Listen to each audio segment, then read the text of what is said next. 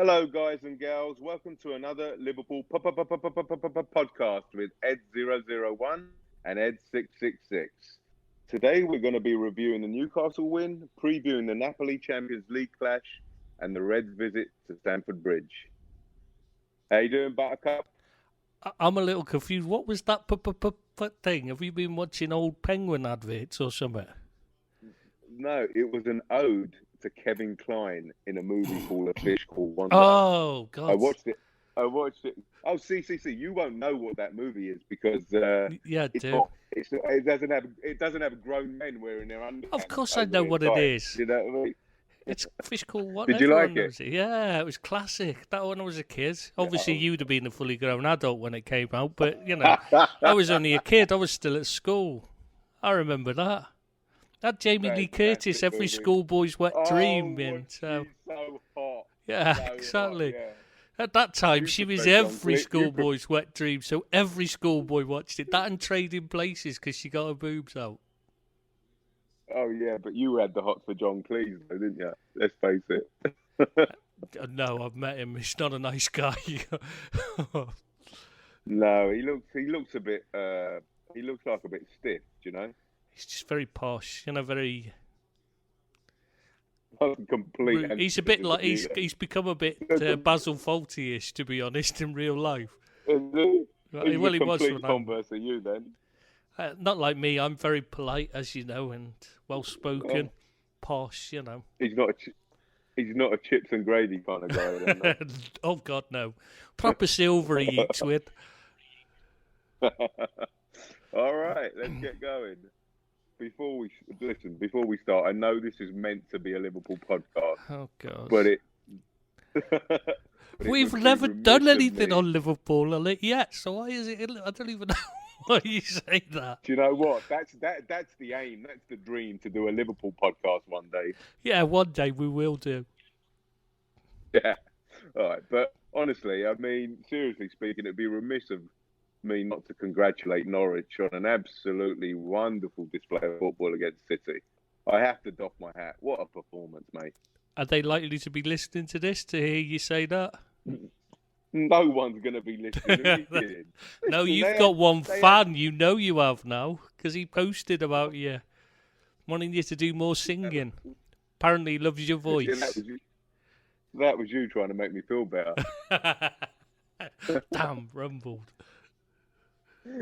They had Norwich 8 first-team players missing. I mean, would we have beaten City with 8 first-team players missing?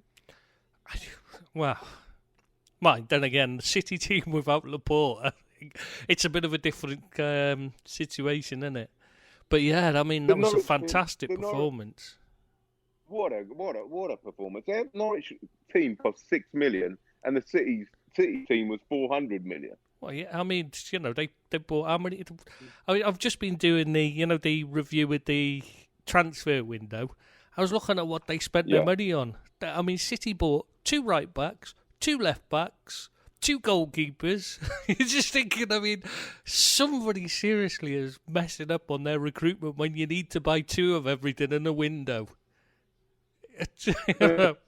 There's something seriously going wrong there when you've got the most expensively assembled squad in the history of the game, and you still need to go and buy 2 left backs, 2 right backs, and 2 goalkeepers in the summer.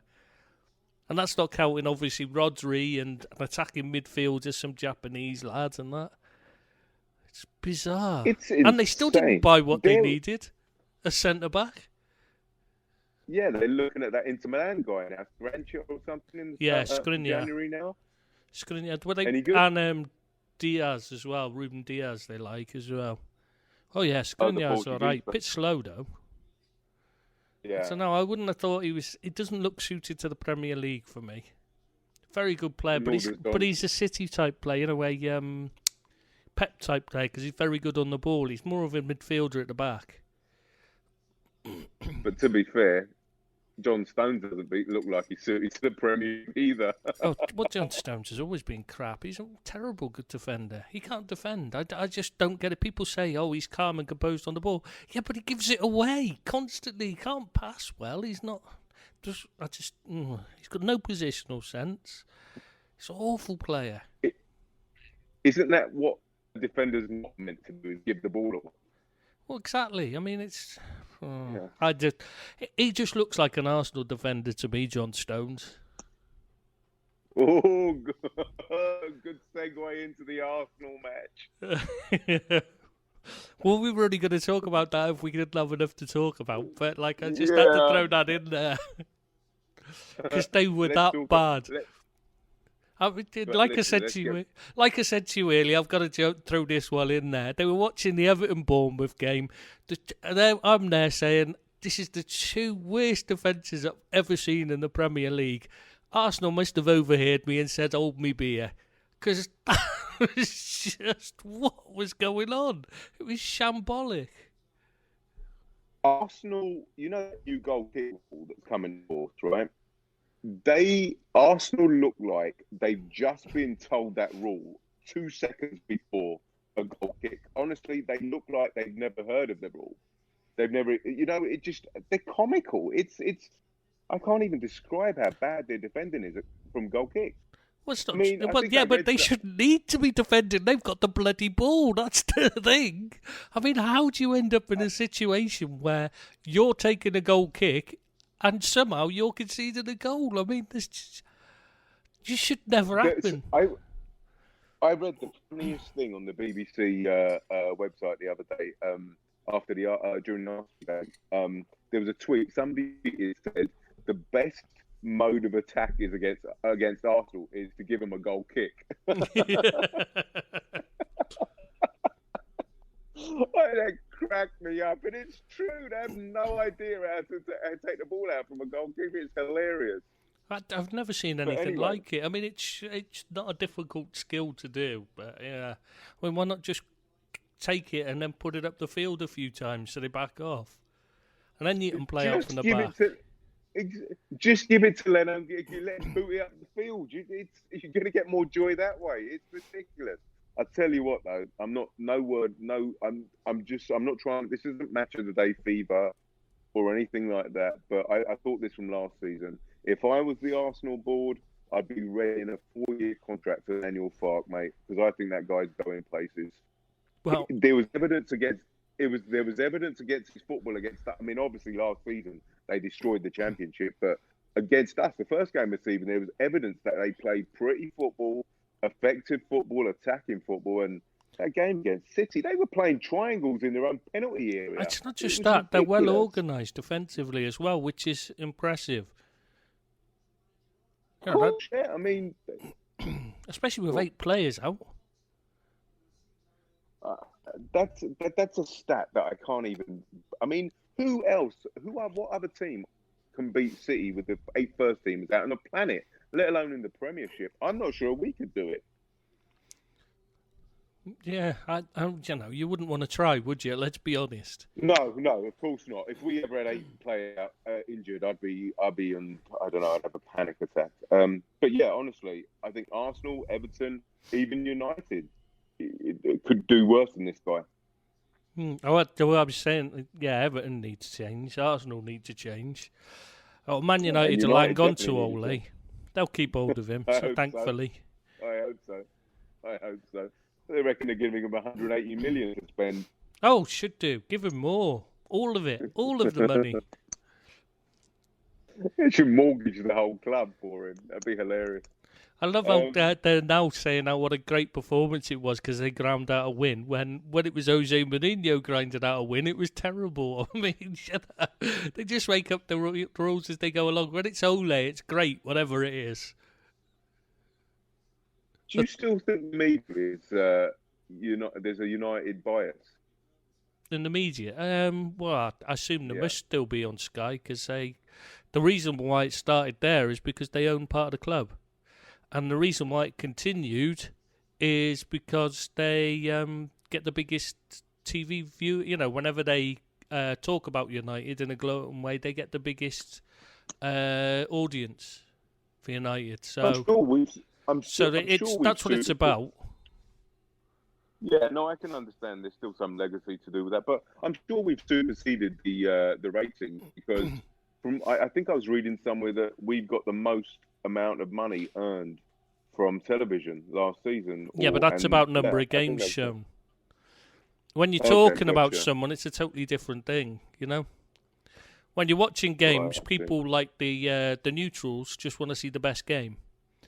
But when you're talking about someone, you want the biggest group of fans, which, much as you hate to admit it, Man United have the most fans to speak to. It's not just their fans. I'm not just talking about I should point out. I mean, they're interested in hearing about them because it's not just their fans that want to hear about them.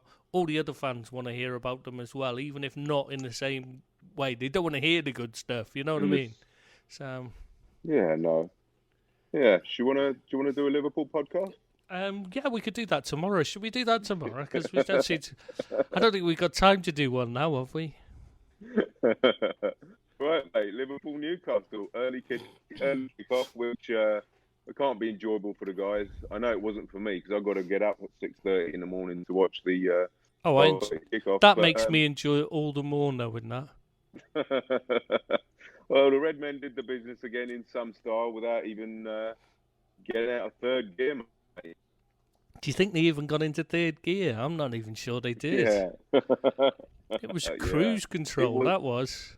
It definitely was a stroll. Yeah. Except for Bobby. Do you want me to sing now? No, I don't want you to sing. No, I never want you to sing. Mate, not lost a Premiership game at Anfield since April 2017. It's the last time you got laid, isn't it? Palace. No, that was a lot longer ago than that, trust me. That's 43 matches unbeaten at Anfield. That is some record. It's not bad going. It's getting there. Yeah. One last. That doesn't matter how many it is. It'll never be enough as far as I'm concerned. Oh, we're a steamrolling sides. I mean, what do we really know? I mean, I'm owning this, but I was saying Klopp needed to have one more attacking player, but it's as if it's double the intensity of last season. I mean, it feels as if we're never going to lose. You got to remember that keeping the side together he had last time. We spent the first half of the season. We didn't have Fabinho virtually playing. He only played a couple of times, and then he only came in again when we had the injury crisis. Remember, and he played cup games, and that was it. So he wasn't really. So we got he's like a different player for the start of the season. So that's the first half of the season. We're already strengthened. Then we got Ox come back fit. That's another player, it's like another signing. Not really a true signing, but you know what I mean. It does make a difference. But most important of all is the confidence Della gained from winning the Champions League.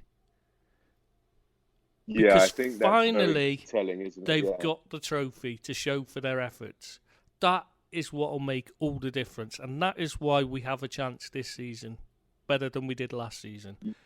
Because of that. Yeah, we know how to win now. Yeah, and I think if everybody transports themselves to when they played at whatever level of football they played at, whether it be school, whatever, semi-professionally or whatever, or Sunday league, when you're winning games and you're winning a trophy, that really gives you that swag. You know what I'm saying? It gives you that kind of confidence that you can win, and it propels you into winning more, kind of thing. Yeah, I think you're very right about that. Winning breeds winning. Success breeds success, or whatever it is they say. I can't remember now. But you know what I mean. It's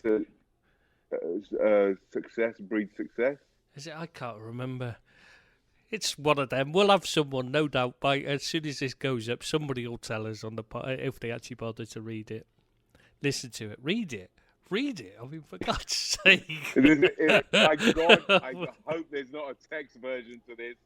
Oh, I feel sorry if anybody's bothered to turn this to text, speech to text, because it never understands my accent anyway, so it'll end up with a completely different thing. Though my mum tells me the orange one used to understand Scouse. The orange, the text to speech thing. Or speech to text, whatever it is. Yeah. The one you can get that turns it into a text when you get a voice message. That one. She's saying it because she knows it can, because she was the one that did the voice thing for it. Did the reading for them. She had to say the words so it could recognise them. It's so lovely. It's a nice touch. You mentioned your mum in the podcast. Well, yeah. No, it's just because I'm hoping that way she might fucking listen. She'll listen to hear herself mentioned. She won't bother for to support my career or anything, But yeah, you mentioned her, and she might be interested. Oh, am I on there? Am I on there? Should we saying? You do mean the word career loosely, don't you? Well, yeah, I just couldn't think of. Well, I couldn't think of the correct word. What is it? I mean, what is this? There isn't one in the language, mate, to describe your. Mate, yeah. We've won the last 14 Premiership matches. That says something, doesn't it? Well, it says you're on a roll, doesn't it? You can't ask for more than that. I mean, it's just incredible at the moment. Can we keep it up, and how long for?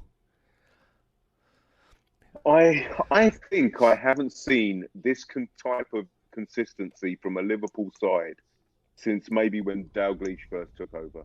I don't think. When we had you remember when we had Beardsley? I think it's before Barnes. then. I think it's before then. It's the Paisley era. Was the last time we looked this dominant is what I'm looking for. Dominant, yeah. I mean, even the second half, the Community Shield, we looked like we could and should have gone on and won that easily. Do you know what? I can't even remember the Community Shield now. I remember the first half was pretty poor, but that is so it's just a blur now. The league has just started, and it's just a wonderful sight to behold. It's been lovely actually this season. It's almost like a dream. You keep thinking you're going to wake up in a minute and find out that no, we're actually mid-table with Man United. But for me, the most important things are the beauty is the swag and the confidence and that aura. We've got an aura that it's kind of like invincible. Like we could go and play any side in Europe, and we know we will beat them. You can't buy that. Well, we'll find out on that last bit on tomorrow. Tomorrow? Well, it'll be tomorrow when this is released. That's what I'm thinking is, because it's Wednesday night we play, isn't it?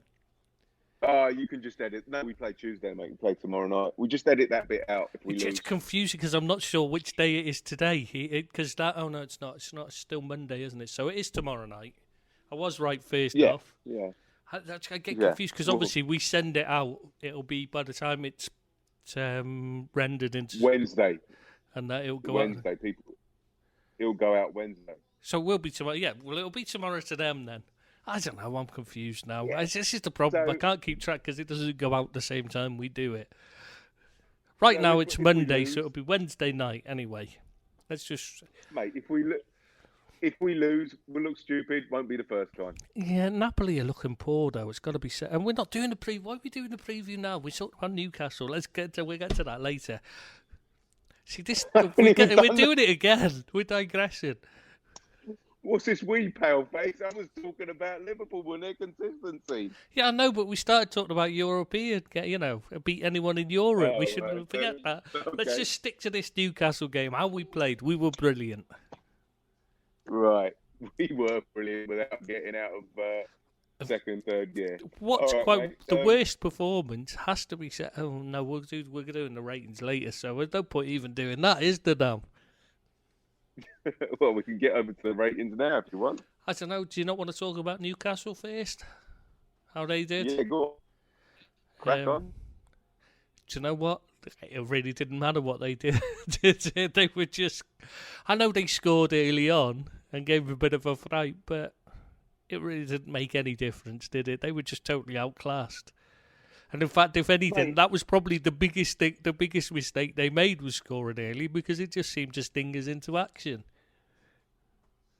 Listen, they can't go to Spurs, beat Spurs at home, and lightning doesn't strike twice with that team. It's They couldn't. What? They needed that type. No. That's a totally different thing. You're talking about Spurs are not even at the same level as us at the moment.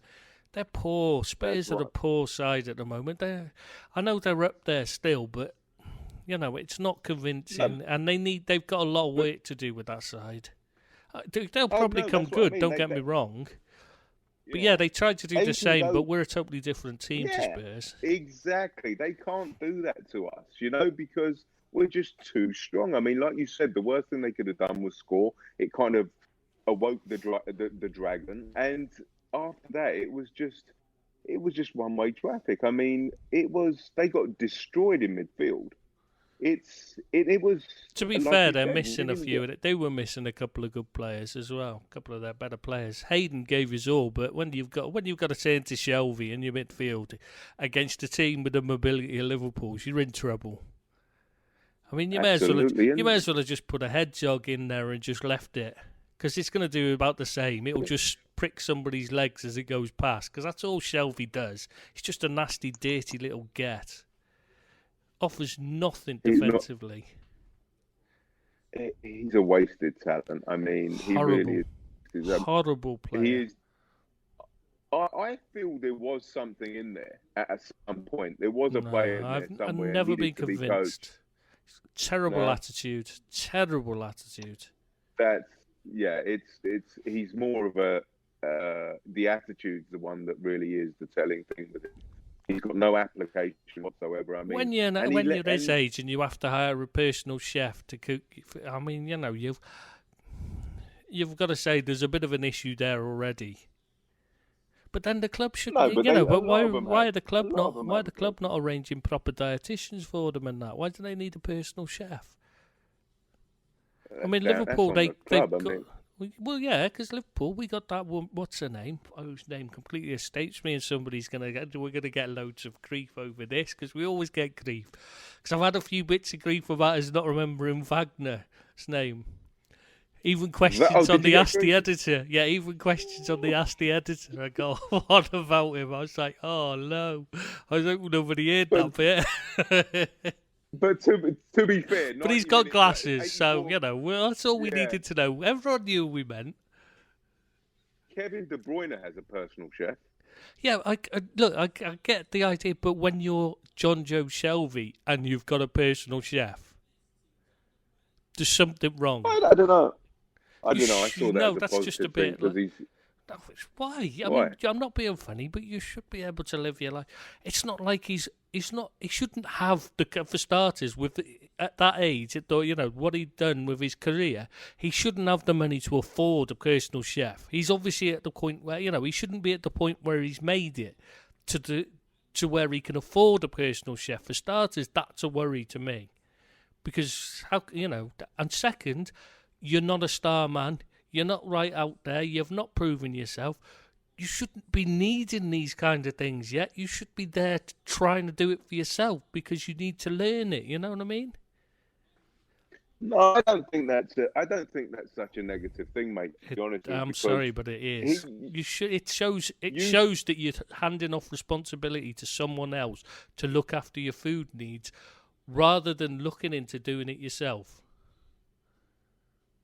But what you don't know. I mean, he may not diet and exercise. It may not be. I mean, he has a problem with his weight for a reason. He doesn't train hard enough. He doesn't eat right.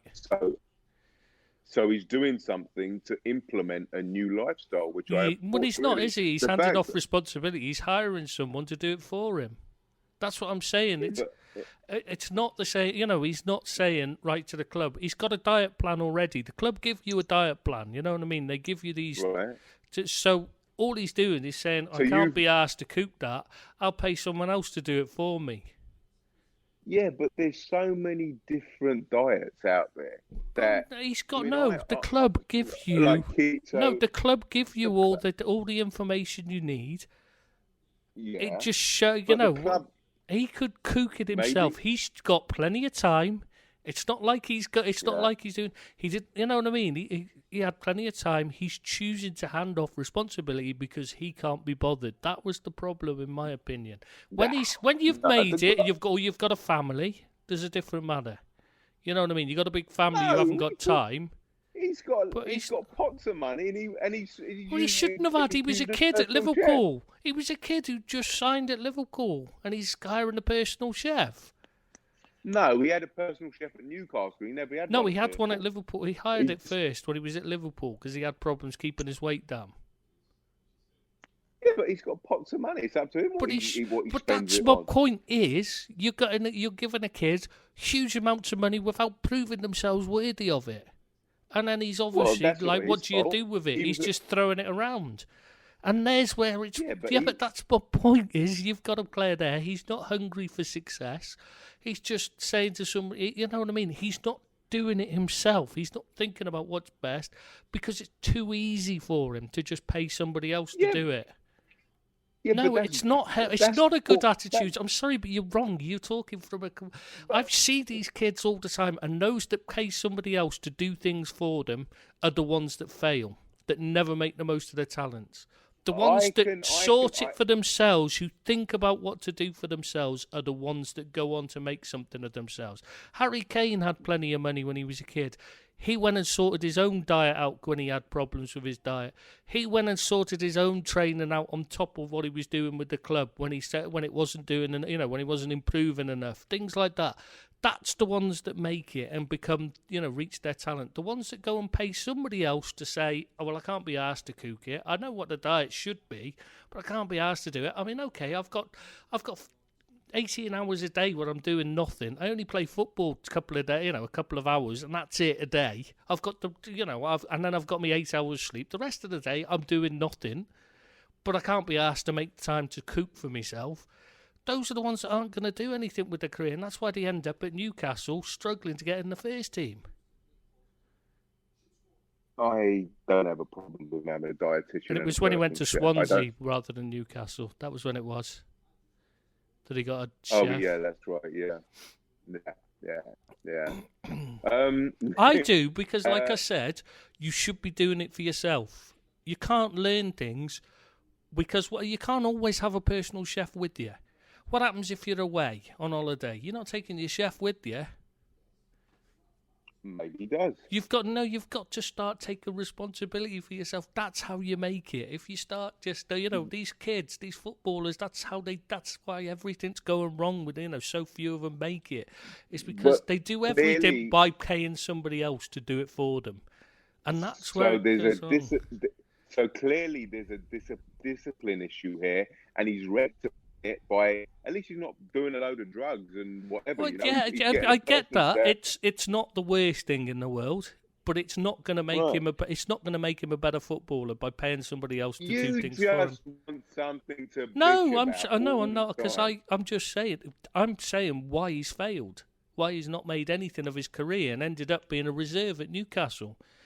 We're all saying he got a huge talent and he was there, and I'm telling you why he hasn't made it.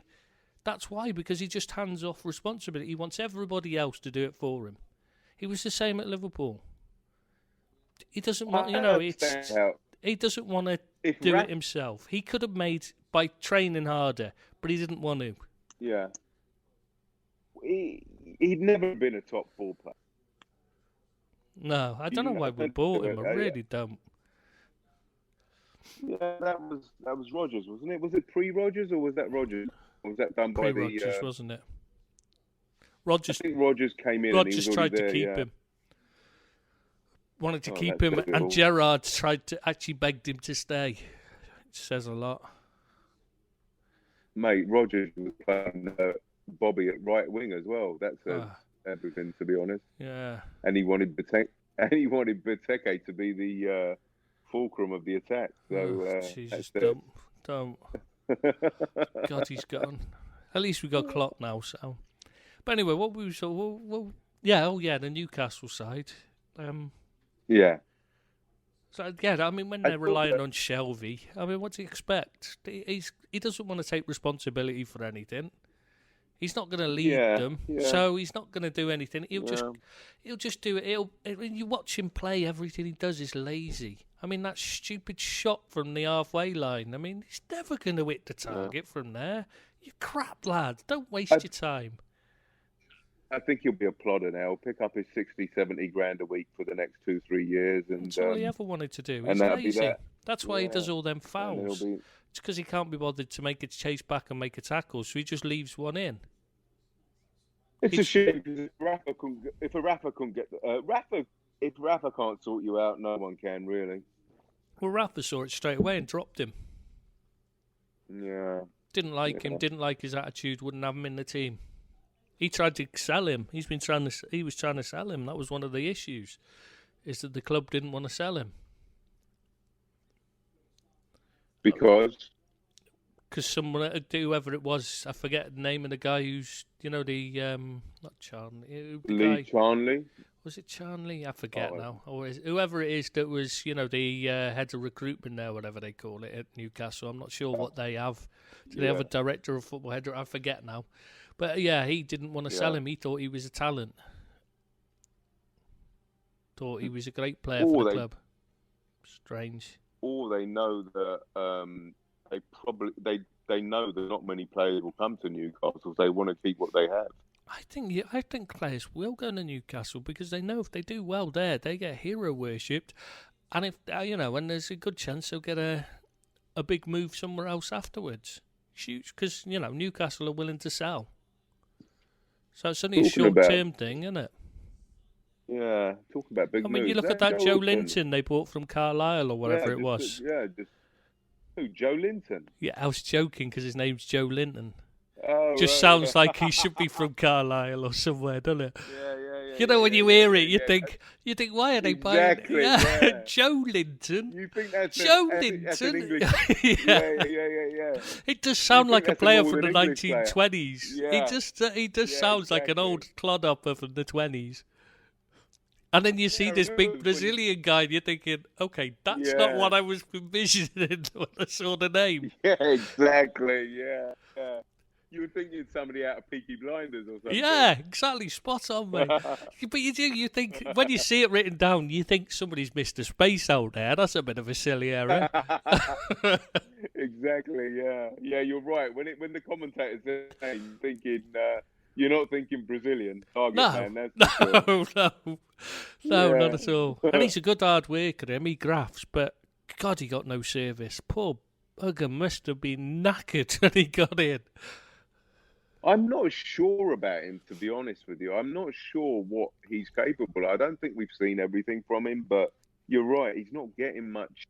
He needs service to thrive. Yeah, he's going to struggle there, to be honest. I think Steve Bruce has been very brave going in there because he knows the fans are on his back already. And I know he's a Newcastle fan as a boy, but still, ex-Sunderland manager, to go in and take their Newcastle job, working under Mike Ashley as well. So immediately, you're not going to be popular because nobody likes Mike Ashley. So it's whoever he picks isn't going to be popular when it's not Rafa as well. Following on from Rafa, tell you, he's taken a big risk there. Because this could be it for his career. He's not likely to get another chance, is he, if he fails here? Yeah, and the thing is, he's not on much money either. He just took that job out of... No, he's got a pay cut to take it. He's done this out of love, you know what I mean? It's out of sentiment. That's what I mean. Yeah, exactly. It's out. I mean... Good luck to him, he's lowest paid. Yeah, he's the lowest paid Premiership manager for a reason. yeah. But because Mike Ashley's tight as a duck's ass, that's why. Absolutely, mate. But that I've got to say, fair play to him as well. Before we go on, because I know I wanted to mention it. I just wanted to say, I've got to say, he showed great. What's the word? He was playing along with the crowd. Humility. That's the word. Humility. Yeah, he was really good. He was, when the crowd were giving him grief about his big head and that, he played along with it. And you got to say, fair play to him, because he could have easily taken that in a bad spirit, but he took it in good spirit and he showed good humour. Fair play to him. For an ex-Man United player, it could be really intimidating, but he doesn't. He takes it really well. He's good, and he's always says the right things as well. I think when he speaks about Liverpool, I got to say, fair play to him, because he could, you could easily dislike him. It'd be very easy being an ex-Man United player. But it's hard to. He seems, he comes across a genuinely nice bloke. Likeable fella. I think that's out of. I think there's no insecurity there. He knows he's won it as a player. He was super successful. He's going to go down as one of the legends of the game, and his career, his manager career, it's not really taken off. But there's no insecurity there. You know, he's not bitter or twisted at all. And he's got his career as a writer to fall back on as well. Exactly. I mean, a peak, by the way, while we're talking. Did you hear about them books? Seriously, did you hear they were the most expensive on Amazon at one point? What books? His books. He wrote books. Didn't you know he wrote a set of... You must have heard. He wrote a set of crime fiction books set in a football... Yeah, set in a football club. Years ago now, many years ago, they were released and, you know, they didn't sell particularly well, unsurprisingly, really, I suppose. But anyway, he wrote this set of crime fiction books many years ago now. They released, they didn't do particularly well, but now they sell for fortunes. They're like hundreds of pounds a copy, because everyone wants to get hands on a copy to see what it's like, because it's become a standing joke. What, under a pseudonym or his own? No, under his own name. I think they were called. I think one was called Striker. I have seen copies in a bookshop many years ago, but like not since. They were in a second-hand bookshop and they were cheap, and I'm really gutted because they were like 50p each. And I'm really gutted I didn't pick them up now. You know, the set, because I think there was 3 of them. They were called something like Striker. I can't remember what but they're famous because they kept talking about one like Talk Sport and that in the UK. So was the other one called Midfielder? Something like that. You know, it's something stupid like striker, defender, midfielder, or something like that. They were. Say bookshop again. Bookshop. What? Say again. Bookshop. What? Bookshop. Yeah, well, it's double O. You don't say moon, do you? You say moon. So why would you say, you know what? I'd never get this book thing. It's book. It's double O. It's O. One more time. Just say it one more time. Bookshop. Oh, God, this is like being back at school. This is what all the girls used to get me to do all the time. I think that's why all the boys hated me, because all the girls used to love my accent. Yeah. You've never talked to a girl in your life.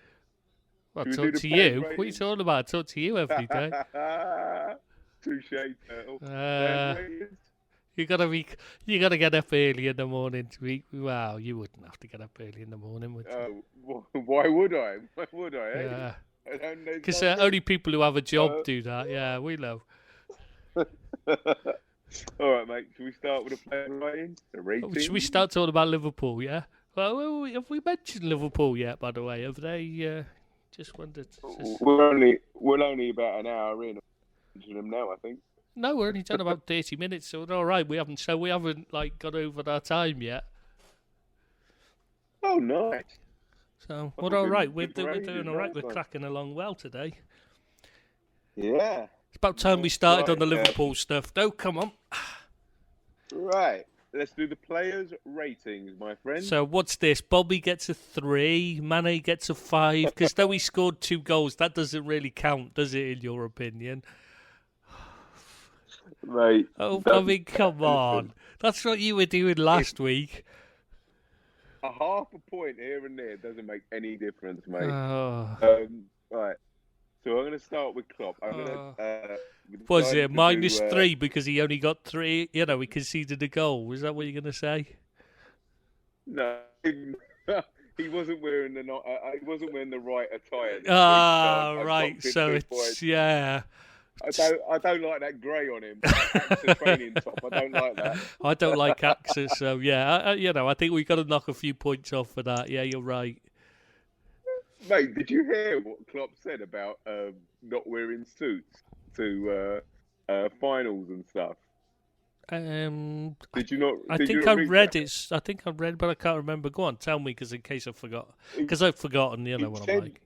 Yeah, he said that when he's at Dortmund, somebody told him it was his duty to wear a suit at finals, right?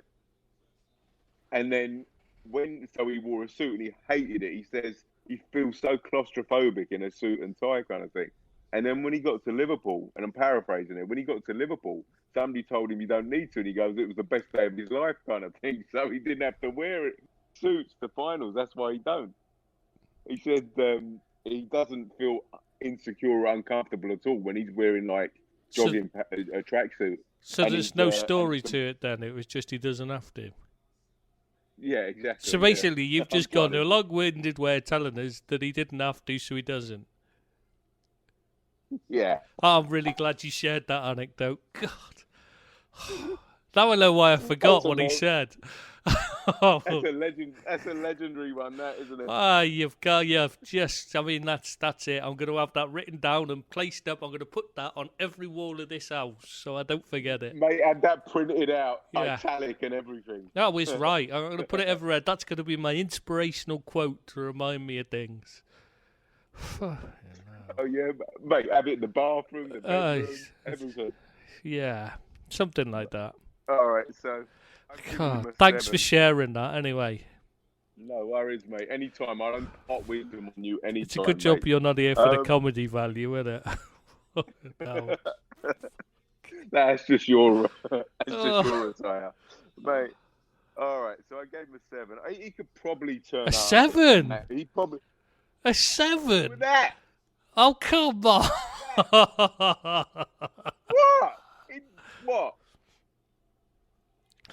What would he have to do to get an 8 at least? I mean, for God's sake, just steamrolling another team. Mate, he don't even have to turn up on match days anymore and will beat the bloody opposition. Did you not watch him jumping on them every time they let themselves go a little bit? He's on them. That's why they play so well. He is, mate. I tell you what. His agent said, right? Listen to this. He described Klopp as a Zeitgeist, which is a German philosophical term that refers to a force who dominates the characteristics of a given period. Yeah, that's such a. I'm so glad you read that. I mean, it's not like I would have known that anyway. Yeah. Exactly, I suppose, well, then again, I remember. I've just realised who our audience is. It's probably best you didn't give the description, actually. But that is such an apt term from a Zeitgeist. I mean, he really is a tour de force, man. I mean, he's got this group in such an efficient groove. It's scary.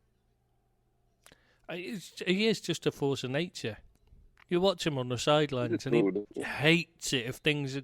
Even when you could be 7-0 up, and he'd still be on their cases if they give away a pass. Just hates it. They've got to be perfect. Now, let me ask you, right? When he was having his hiatus after Dortmund, what teams came in for him apart from us? Well, off the top of my head, Bayern was the only one I can think of.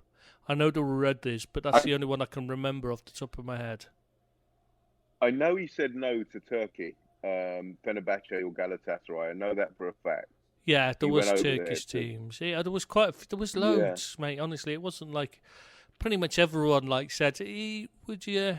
But not, everyone that was basically you're just looking at a who's who of who changed their manager at that period, and they'll have asked him.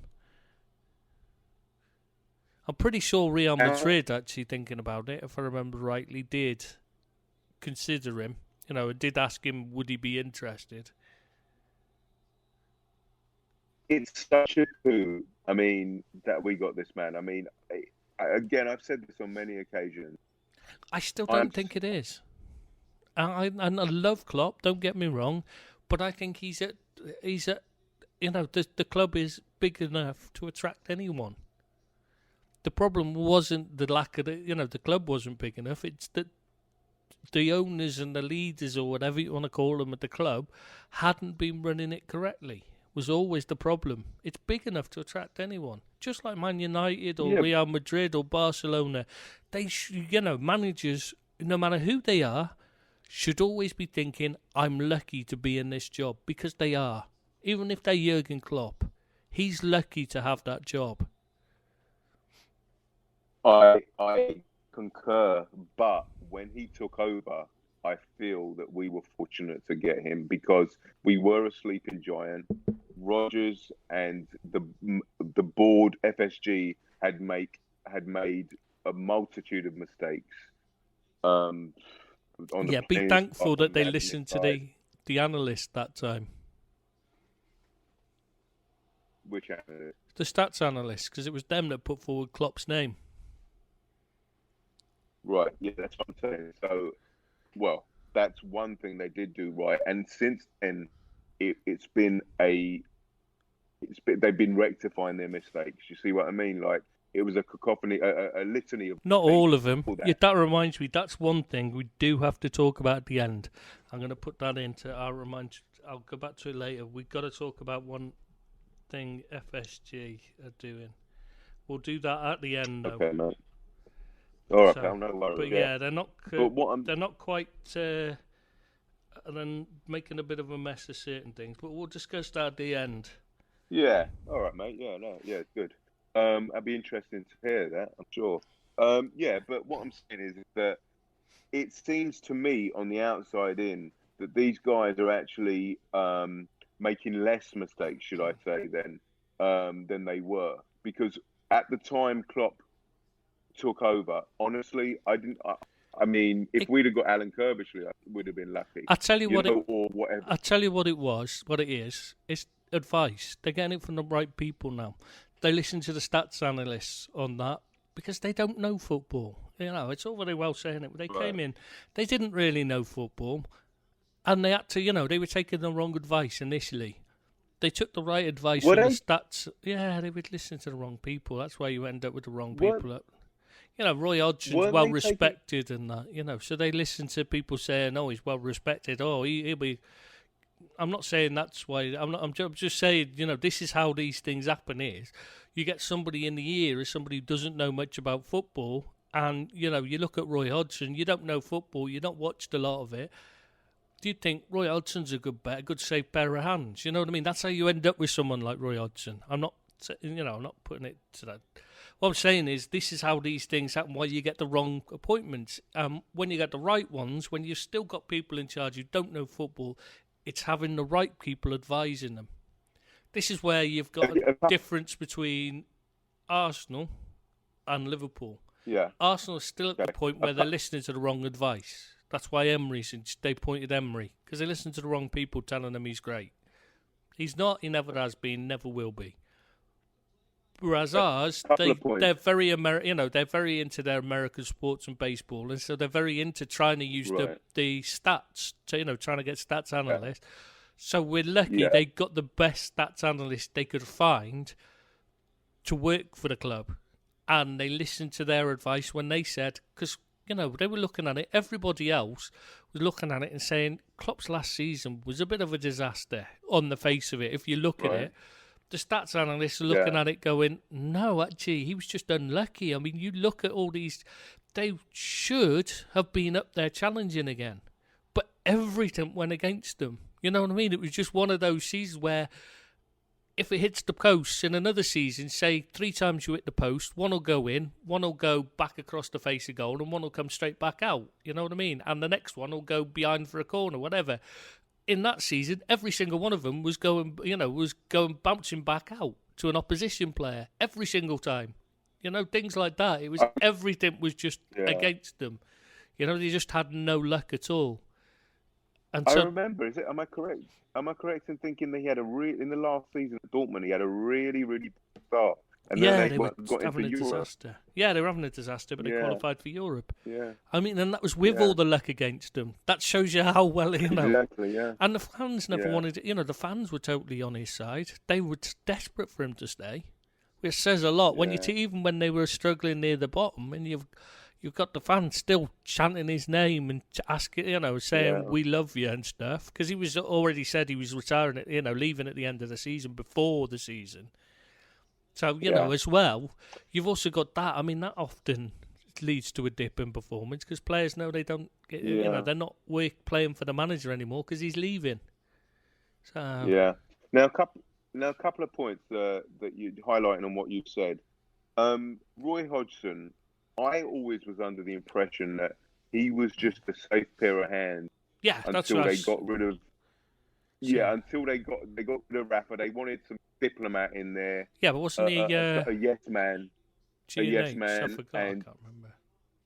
FSG got rid of Rafa. Well, Rafa was sacked when FSG came in, and they employed Roy Hodgson. So I always thought that was an FSG signing anyway, Roy Hodgson, just to But what I mean is, it's literally the advice given was he's a safe pair of hands. I couldn't remember whether it was them or G&H. Well, I wasn't saying, but yeah, he was literally just brought in to be a safe pair of hands and not a yes man, just someone who won't need a lot of money and he'll just keep you competitive until you can find the right man. You know what I mean?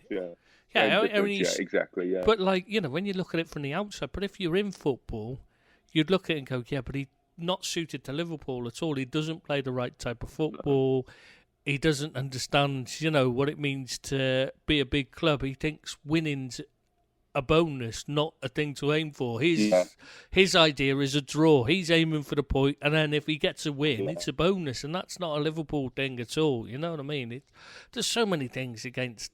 It was a bad signing if you'd actually examined it, but they took the wrong advice. For him, a draw was a win, kind of thing. Yeah. I got to admit, mate, I stopped watching football. I didn't care for Liverpool while Hodgson was managing it. It was horrible to watch. I couldn't even. There were times, and I've never. I mean, in all my years, I think it was 6 months or 8 months or whatever he was in charge of us. It felt like about 60 years, and that was just one game. Exactly, mate. Honestly, do you remember who was it? One of the players I asked one of the players this. I can't remember which one it was at the time, so I don't want to say a name because I can't remember who it was. I asked now, but I said to him about it because they literally didn't do anything going forward. You know what I mean? You watched them and they didn't seem to have a clue on the ball. And I said to him, "What are you doing in training? With the ball. What do you do when you're about attacking play? Because it's just at the moment it looks absolutely hopeless." And he just said, "What do you mean?" I said, "Well, you do. You must do. I know you do a lot of shape work. Roy Hodgson's famous for doing his shape work and that."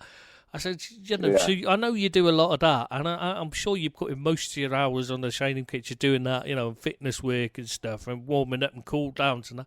But what do you actually do on the ball? He said because this was very early on. This was like he'd only been there a few weeks or so, then maybe a couple of months at this point.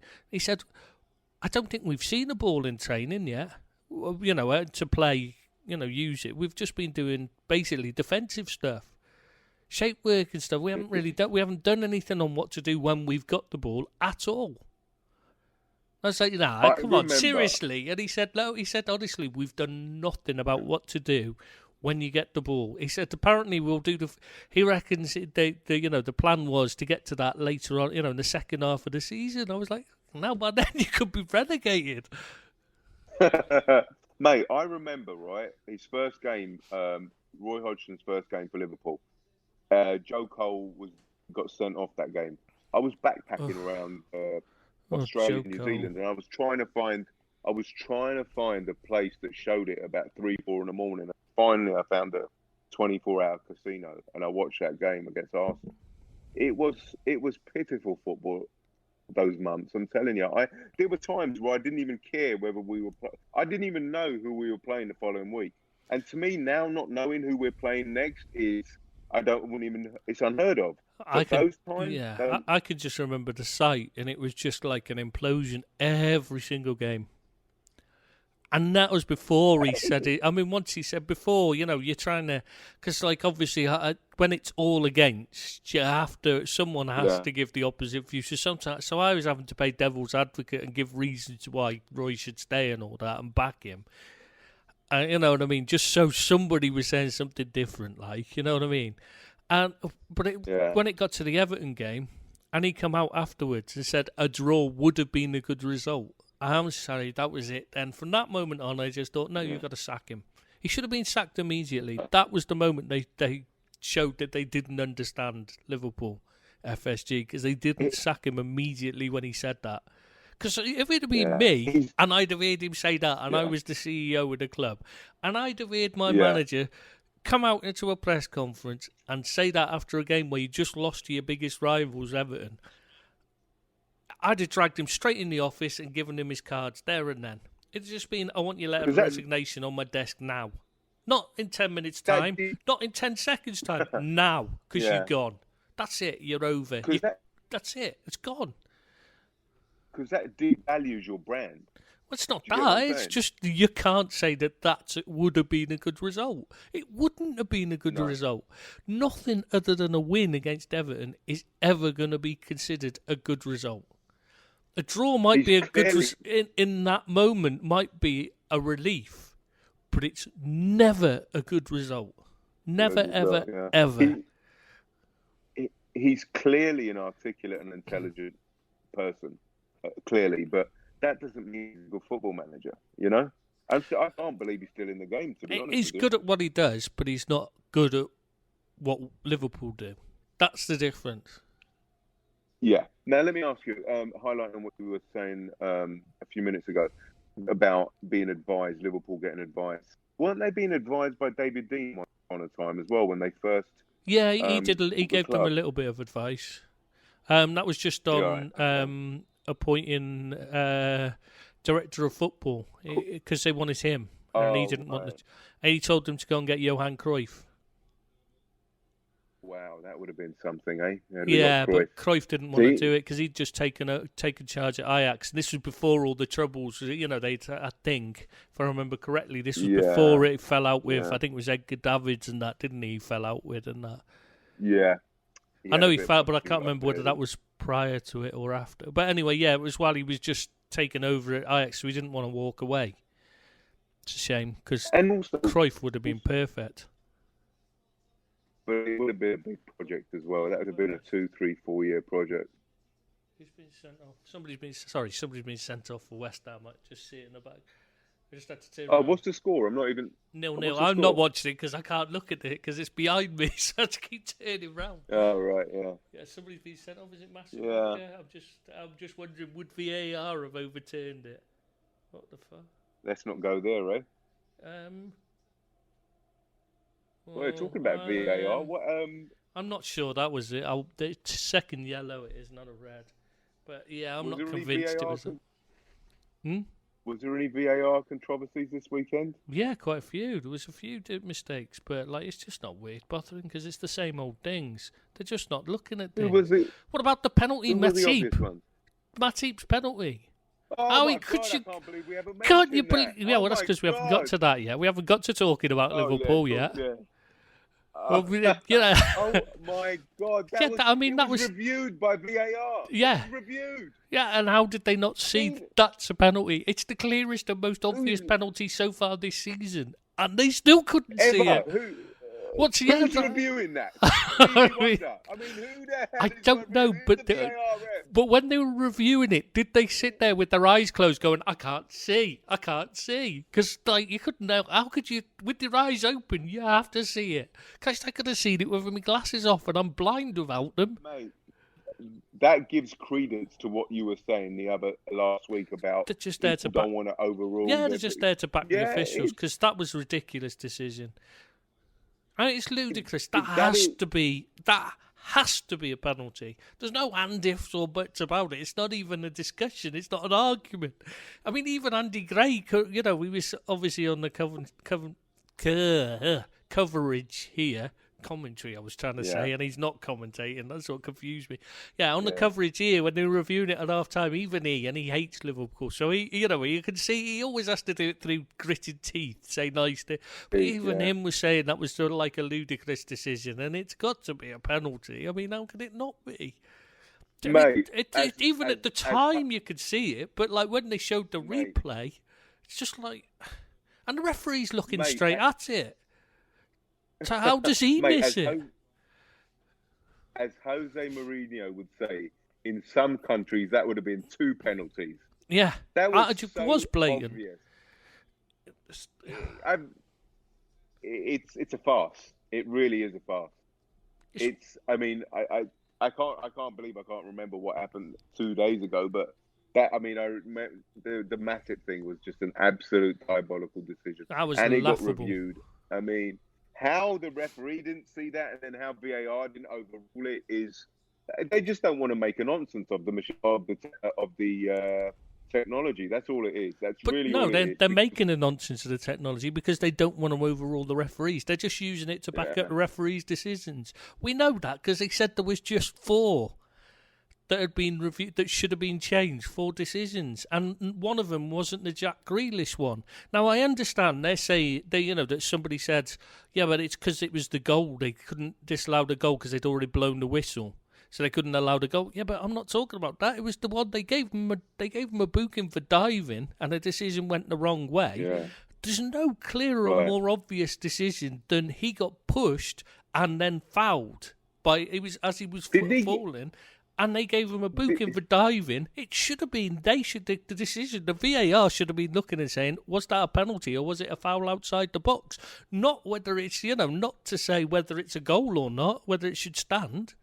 I mean, there's just the use of it is just idiotic. It's being used purely to back up their the referees. That's all. They're just saying, "Oh no, we've had a look at it. The referee was right." That is literally all they're doing. And the guy, Mike Riley, who runs PGMOL, who's in charge of what happens, has even come out and said, "No, we've set the bar really high, so it has to be really, really clear and obvious that the referees made a mistake." In other words, we're not going to overrule it because we don't want the referees to look like they've made a mistake. We don't want to admit it. Exactly. I mean, they keep coming out with these stupid stats about we made, 90-odd% correct calls, referees last season. Who decides that? Oh, we do, the referees. Who's deciding that? Yeah, exactly. So in other words, we know you're talking bullshit. Because you're just making up numbers to suit yourself. Because you definitely do not get 90-odd% calls right. Yeah. There's no way. You don't even get 90% of throwing calls right. How many times, there's so many times you watch him and you're looking at it going, well, that definitely came off the other player. Well, what's he doing? He's pointing the wrong way. What's he doing? You know what I mean? There's got to be a good 50% of the time that happens. For Mike Riley to come out and talk so much bunkum and hyperbole, right? Who's calling him out? Somebody should be saying, no, mate, you're talking shit. He should be sacked. What are you talking about? He should have been sacked years ago. Somebody should be saying, look, mate, you're talking absolute crap, right? You are not getting 90% of decisions correct. In fact, you're probably getting 90% of decisions incorrect. Well, no, because he's included. The thing is, as well, is that when he's saying these stats, he's talking about things like when they don't, when there isn't a decision to make, he's calling that a correct decision. So that's where he's getting these figures from, because he's doing things like when they don't make a decision, he's saying that that's a correct decision because there wasn't a foul there. But when there wasn't a decision to make because he wasn't actually anywhere near a player, that doesn't count as making a correct decision. They need to be held accountable. They need to be out, and this has gone to a complete joke now. I mean, I'm totaling up now. I've started this is one decision that we should have had blatant that VAR's not given us. I wonder how many is going to be over the season. I just hope it isn't going to hurt us. There'll be loads over the season. It's just ridiculous because it's every time a referee gets something wrong, the VAR will back them up. So it's pointless. You may as well just get rid of it now. At least if they'd had a screen at the side of it and they'd said to him, exactly. You could go and have a look. Then they're not. They're not upsetting, risking risking upsetting their senior official in the middle, because he can go and make the decision himself. He can say, "Jesus, I didn't see that. How clear and obvious." Now I've seen it on the video footage. Yeah, I would have given that if I'd have seen it there. And he's, he doesn't look a dick. Yeah, exactly. The Leipzig Bayern game. The referee gave a decision. He went and then he went to the side of the pitch and then he overruled himself. Yeah, exactly. I mean, that's why you've got to have it. The referee should still be in charge, and I'm still adamant that it has to be the referee's final decision. Otherwise, there's no point in having the referee in the middle. That I'm fully down with. But what VAR should be there for is to say to him, "Oh, look, you missed that. Go and have a look at that. Please, honestly, you need to have a look at that." Not tell him he's got it wrong, but to say you need to have a look at that because you might see it differently when you've had a look on the video. I mean, there was a challenge as well. Exactly. I mean, did you see that challenge by Shah? Jumped in two-footed and missed Mane because he jumped out of the way. Yeah. But it doesn't matter in the laws of the game. There's no contact doesn't have to be made. Just like a foul doesn't have to be a purposeful foul. You know, you don't have to trip someone on purpose for it to be a foul. You could accidentally clash legs with them and they fall over and that's a foul. You can also be given for intent. If you jump in recklessly and endanger the opposition player, that's a foul. And it could have been a red card even. Shark, because he definitely jumps in two-footed with his, threw himself in. It was only that Mane hurdled it. How does that not get reviewed? When I played football, when they used to hit you with tackles like that and jumps out of the way, that would make you even more incensed sometimes than when they did get you, because the intention was so cruel. You know what I mean? It was I don't know. I was usually the one doing them. That's why I can spot them, because I was an animal. I'd run through a brick wall to get to. I modelled myself on Souness. Oh, did you? Yeah, it didn't matter. Everything was going. Without the hair, it didn't matter what was there. The ball was there. I didn't care if you were there as well. I didn't care if you were this side of the ball and I had to go through you to get to the ball. I was getting the ball, and it didn't matter how hard I had to kick you to get it. I had to break your legs to go through them to get it. I was going to. It was that simple. You were Souness without the champagne lifestyle, the good looks, and the skill, and the skill, passing range, the shooting range, technique. But apart from that, you had the Primark lifestyle. Oh God, I hate that back shop. Back to the Liverpool podcast. Sorry, I didn't realise we were doing a Liverpool one. I thought we were talking about clothes now. Mate, back to Klopp, you were giving Klopp a rating of 2, weren't you? Because he didn't do enough. Yeah. Liverpool only won. I mean, what did he? What was it? He just doesn't do anything. He didn't even put a suit on. Can you imagine it? What a disgrace! The absolute gall of the man not wearing a bloody suit, eh? It's just disgusting. That'll be someone who'll have told him he doesn't have to, Yeah, you read the anecdote, right? Everybody heard about it. My reputation precedes me. Oh, that reminds me. One thing I want to say. You got to say as well. Did you see that stat tweeted out the day? I'm not a big fan of stats. You know what I mean? Well, I like stats, but not out of context stats. But I just thought this one was really, really interesting. I think it was Tifo Sports or someone like that. It was that Jonathan Wilson who wrote Inverting the Pyramid. Anyway, it's his. God, that book's dire. So boring. But anyway, so. I'm sure he's, I like his writing usually, but that book, God, I don't like him when he does like podcasts and that. You have to switch him off because he's just, he's so boring.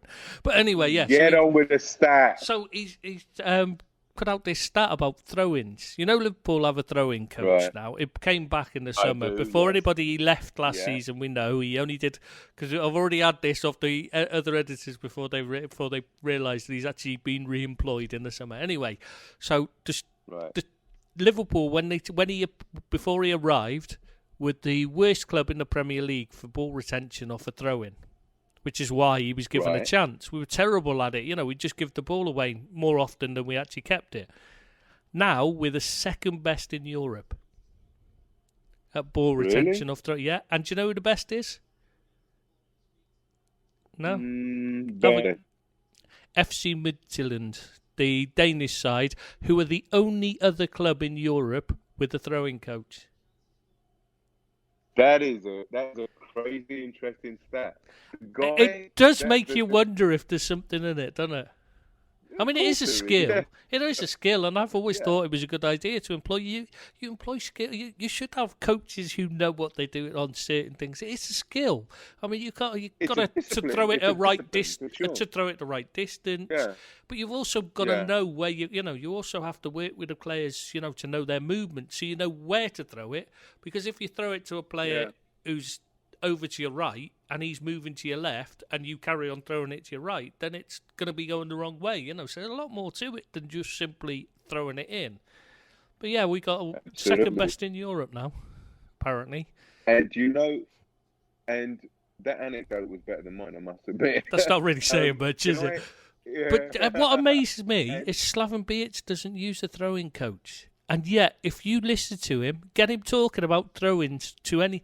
I've heard him on interviews, and he gets talking about throw-ins in almost every interview because he's obsessed with them. Because they make a huge... They do actually make a huge... You know, when you actually show... He comes out of all these stats, like how much difference they make to the game. Thinking, well, why don't you employ a throw-in coach then? Coach.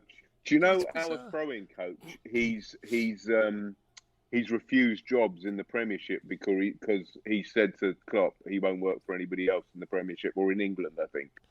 And he's refused because other clubs have said to him, "Look, we want to employ you," and he said, "No, I want to stay faithful to Liverpool." That's good. I mean, he's done a good. Obviously, done a good job because we're keeping possession more, which was the aim of it. And like Gomez has suddenly discovered a long throw. Yeah, exactly. Who was the guy that used to have that crazy, accurate, fast, long throw for Sunderland back in the day? Was it Catamol? No. Who was it? Sunderland. Remember Sunderland used to have a... You sure it wasn't Newcastle?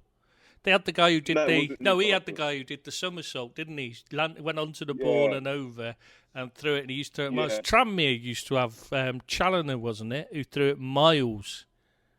Yeah, no, there's a Premier club. I can't remember. Maybe somebody... Stoke City. Stoke used to have one. Stoke City, that's the one, yeah. But what was his name? I remember... Do you ever remember when... It was Sam Allardyce when who was that right back, the Spanish right back who came from Real Madrid? Oh God, we're doing it again. Oh my God, his name. He signed a Spanish right back, and I know him because he's out here. He works out here now. I can't think of his name. He's not the one with the curly hair, no. No, blonde hair, longish blonde hair he had. You know, quite. You'd know him as soon as you saw him. He used to play for Real Madrid anyway, and they bought him Real Madrid, coming to the end of his career, and he came over to Bolton. It's Sam Allardyce's Bolton. And they were playing against, I can't remember, it must have been, Stoke City it was. And he said when he faced them, and he put the ball out for a throw-in, and then he stayed up there, because they're on like the halfway line. So he's facing up, ready to mark up, and he's looking round, going, "Where the hell is everyone?" He said, and the next thing, and he looked round, and he suddenly heard this screaming, and he thought, "What the hell?" Because he's like really confused. Where is everyone? And he looks round, and Sam Allardyce is screaming at him to get back. But obviously, he didn't understand what he was saying because he was speaking Spanish and he didn't speak good English then. So he's like, "You sure? But we're on the halfway line." And he's like, and eventually he realizes, no, he definitely wants me to go. And he looks at, and everybody else is in their own box already. So he's having to sprint back. And by the time he got back, he said the throw-in had already been taken. And it was in the back of the net, and he was still running back trying to get in position. Like a free kick. No, you're right. It's definitely skill. And these are the Danny Higginbottom. Was it Danny Higginbottom? No, he was the Man United left one that came from Man United. Oh, God, who was it that used to take their long throws? Wasn't Catamol, was it? No, he was a Sunderland midfielder. Shit kicker, he was. Yeah. But, yeah. It was a defender. No, it was, It was a defender. It was a left back. Remember for the life of me, these are the kind of things. These are the kind of little nuances we've got to take advantage of, to be successful. Because it's going to take an almighty effort to become Premiership champions. So every little thing helps. You know what I mean? Yeah, it will do. I mean, Rory Delap. It was. Just looked it up. Rory Delap. That was bugging me. Yeah.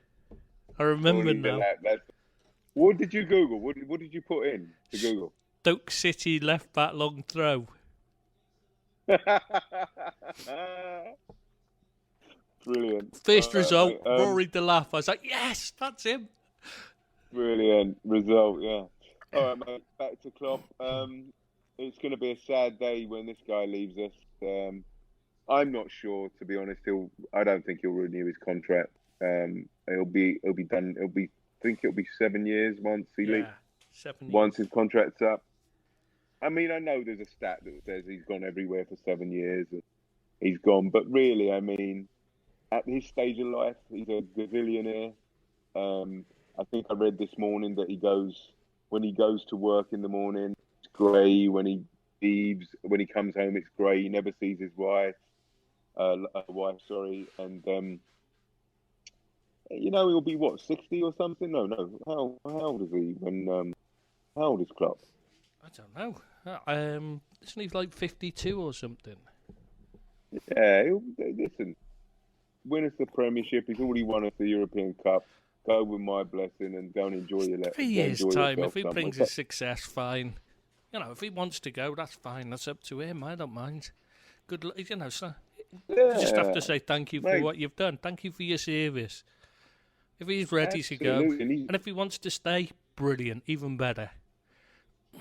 Yeah, exactly. Listen, I wouldn't begrudge him if he wants the national German job. Let him have it. I mean, we've got, like you say, he'll have built such an amazing infrastructure by 3 years that everybody in the world would want to come to us. Maybe Nagelsmann or whoever, Yeah, I was talking about that on the Everton site earlier about what's so special about Klopp, what makes different, because we were discussing why Silva's struggling. I was saying maybe he just needs the right people around him rather than it's him that's the problem on his own. Because Klopp, the reason why Klopp does so well isn't just because of Klopp, it's because of the team he has around him. He went and got the best fitness coach, the best fitness and conditioning coach there was. That Andreas Kornmeier from Bayern, the one mini Klopp. He went and got the best dietitian. Yeah. He went and got we already had the best stats analysis in football, apparently, so they say. I mean, how difficult to know, isn't it? Outside, but you know what I mean? Yeah, they didn't feel he needed to, he gets, if they need better improvements there, they get better improvements there, you know what I mean? He doesn't just sit there and say, we've got the best already. He has a look round, and if there's something better out there, he goes and gets it. They promoting Pep Linders from the from the youth team and that. He's surrounded himself with the right people to take advice from, rather than just thinking, I already know it all. I don't need anybody to listen to. Yeah. When he sees brilliance, he's not insecure about it. He actually embraces it. I think we've done that. I think we've discussed this before, though. So maybe we should move on to the rest of the player ratings, because we've been on this a while and we've only done Klopp, and then you only gave him a 3. Adrian, what did you actually give Klopp? Sorry, what did you actually give Klopp? I gave him a 7. 7. Tight-fisted get. It's got to be an 8 at least. Mate. At least an 8. Don't influence me, Tristan. I reckon a 9. You're crap at this. You crap at this point scoring thing, aren't you? Right. So anyway, on to Adrian, and you're giving him a 2 because he didn't save the shot. Yeah, go on. Yeah, I'll give it a 6.5. He had no chance with that goal. I mean, what could he do with that shot? Absolutely. Oh no, that was a special one. That was lovely. Oh my God, that was beautiful. And you just felt coming off his line more. I noticed a lot of people giving Trent a bit of. Oh, we'll get to that when we do Trent. Sorry, I forgot. Yeah, but yeah, the Adrian thing. There was a couple of times when he could have come off his line quicker. Yeah. So yeah, if it had been Alisson, he'd been off. He'd have already been sweeping it up. Whereas, so yeah, it's I can see why 6.5, 7. Yeah, it's really difficult to give him a high score when he's got so little to do, really. I know he conceded a goal, but still, he doesn't really have a lot to do. Played a couple of good passes, but that was it, really. And he's not doing what he needs to do. He's not doing it too badly. And no, exactly. But he's not being put under enough pressure that you can say, he's had a great performance, because he's just not got enough to do to get him to make it a great performance, has he?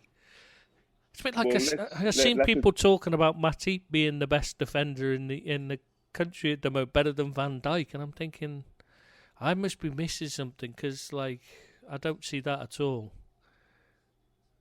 We'll get on to Matip in a minute, mate. Yeah, I thought he was excellent, but better than Van Dijk. Come on. No, I thought he was better than Van Dijk in this particular game, but not. Do you think so? Van Dijk, every time there's a head, every time the ball goes into the box, whose head is heading it away? I thought. Well, let's get to that in a minute. Let's finish with Adrian. So Adrian, didn't have enough to do, and we've won every single league game with Adrian in goal. Just saying. Yeah. But like you could pretty much put anyone in goal at this stage except Mignolet, maybe. The Mignolet would have. I'm sure Mignolet would have found a way to put a few in his back of his net for him.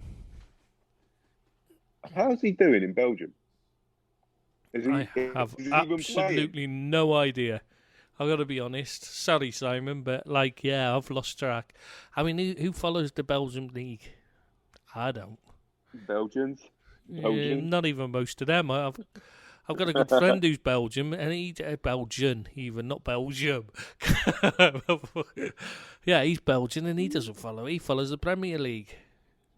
Fair play to him, mate.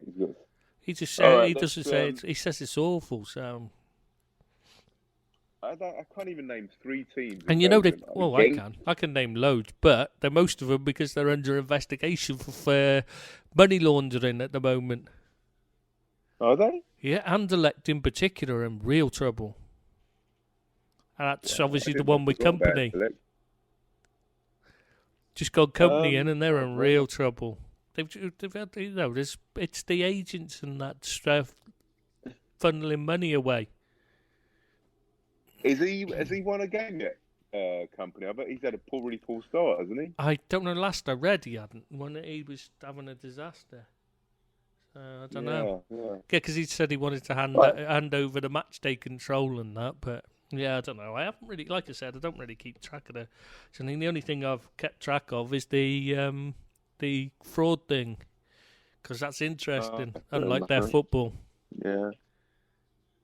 Trent Alexander Gordon. Who the hell's Trent Alexander Gordon? Alexander Gordon. Do you know what I was thinking? He sounds like really going to show my Flash Gordon. He's the guy that used to read the football scores out on the TV about 40 years ago. I was thinking it sounded like one of those.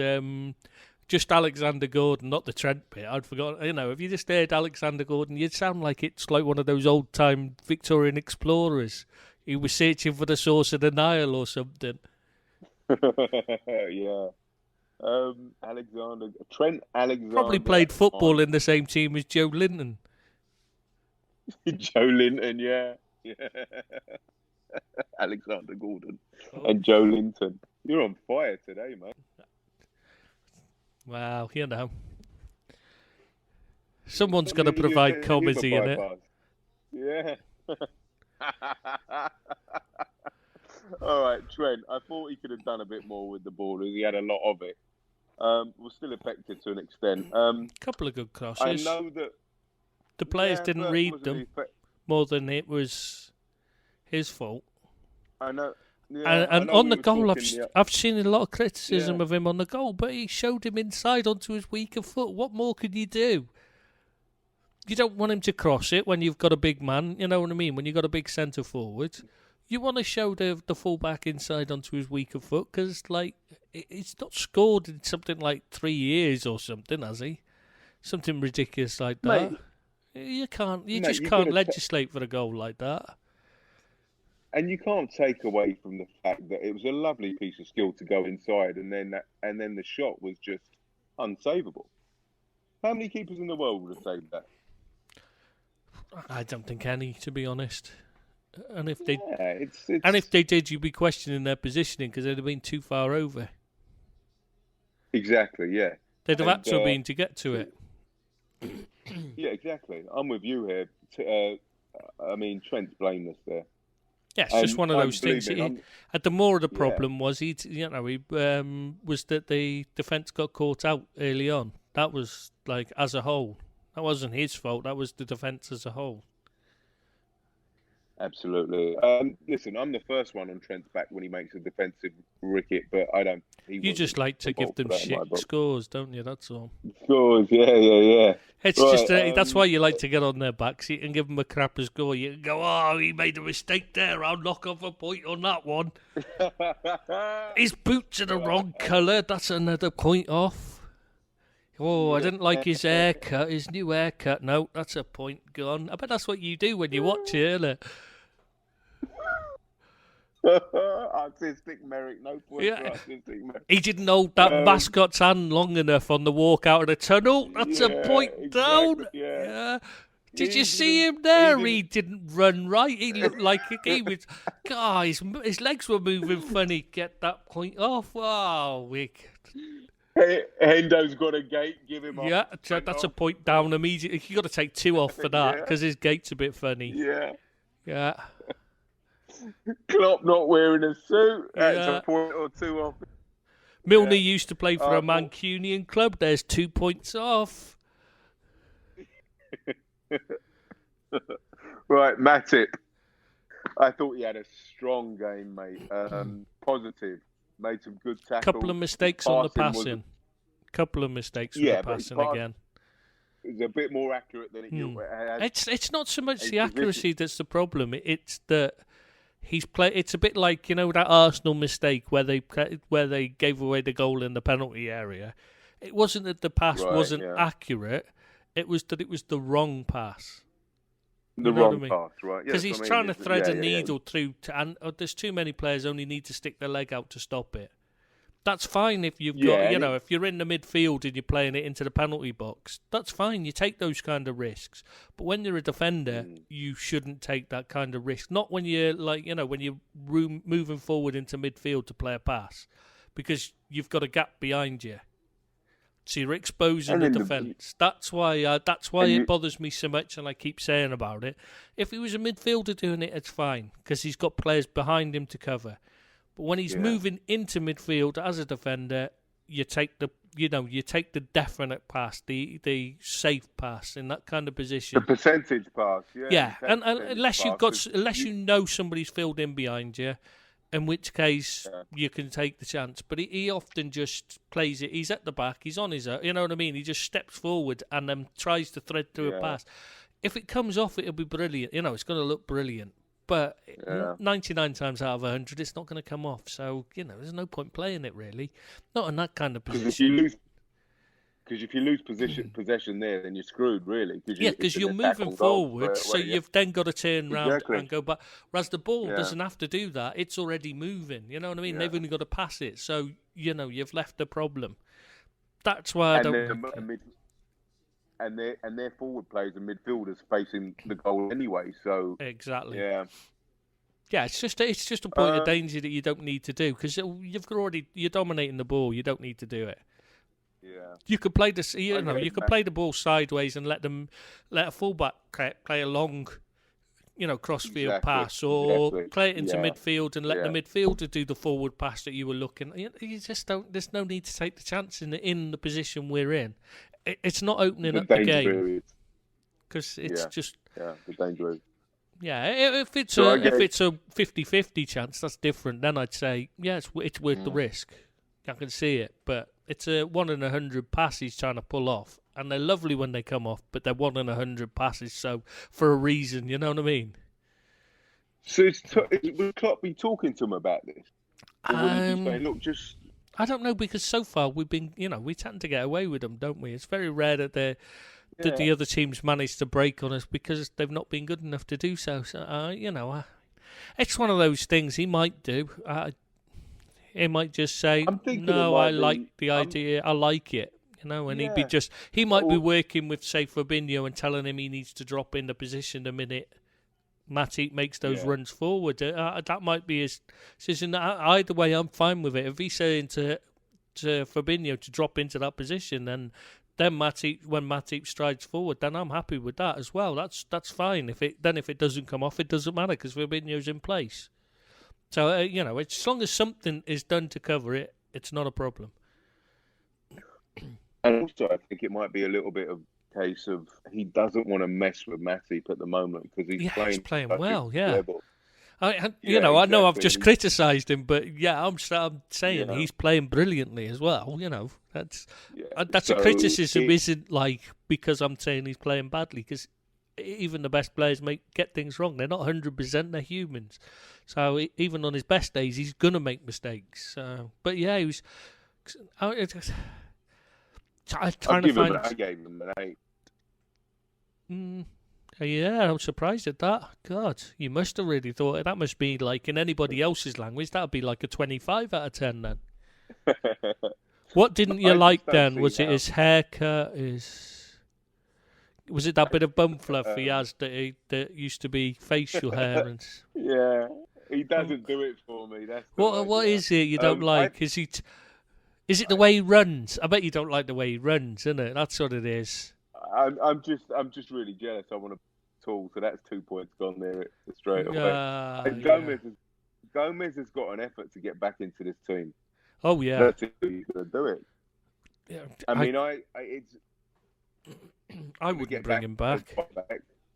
And he's not. And the way things are going, it's only going to take an injury. But even if he does get back into the team, I fear it might disrupt it because the level Matip's playing at the moment, Gomez wasn't really there when he was in the team. Yeah, but then, it depends. If Gomez comes back in and plays to his best level as well, it's not a problem. Yeah. So, you just have to... He does tend to work well with Trent, so...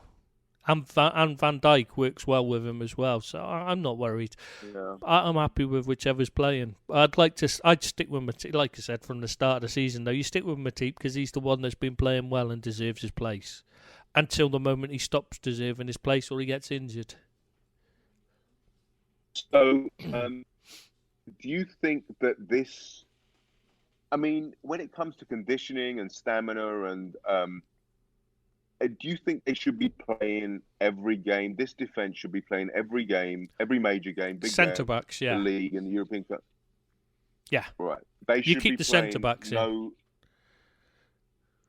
So the only time they get maybe a League Cup if you get a.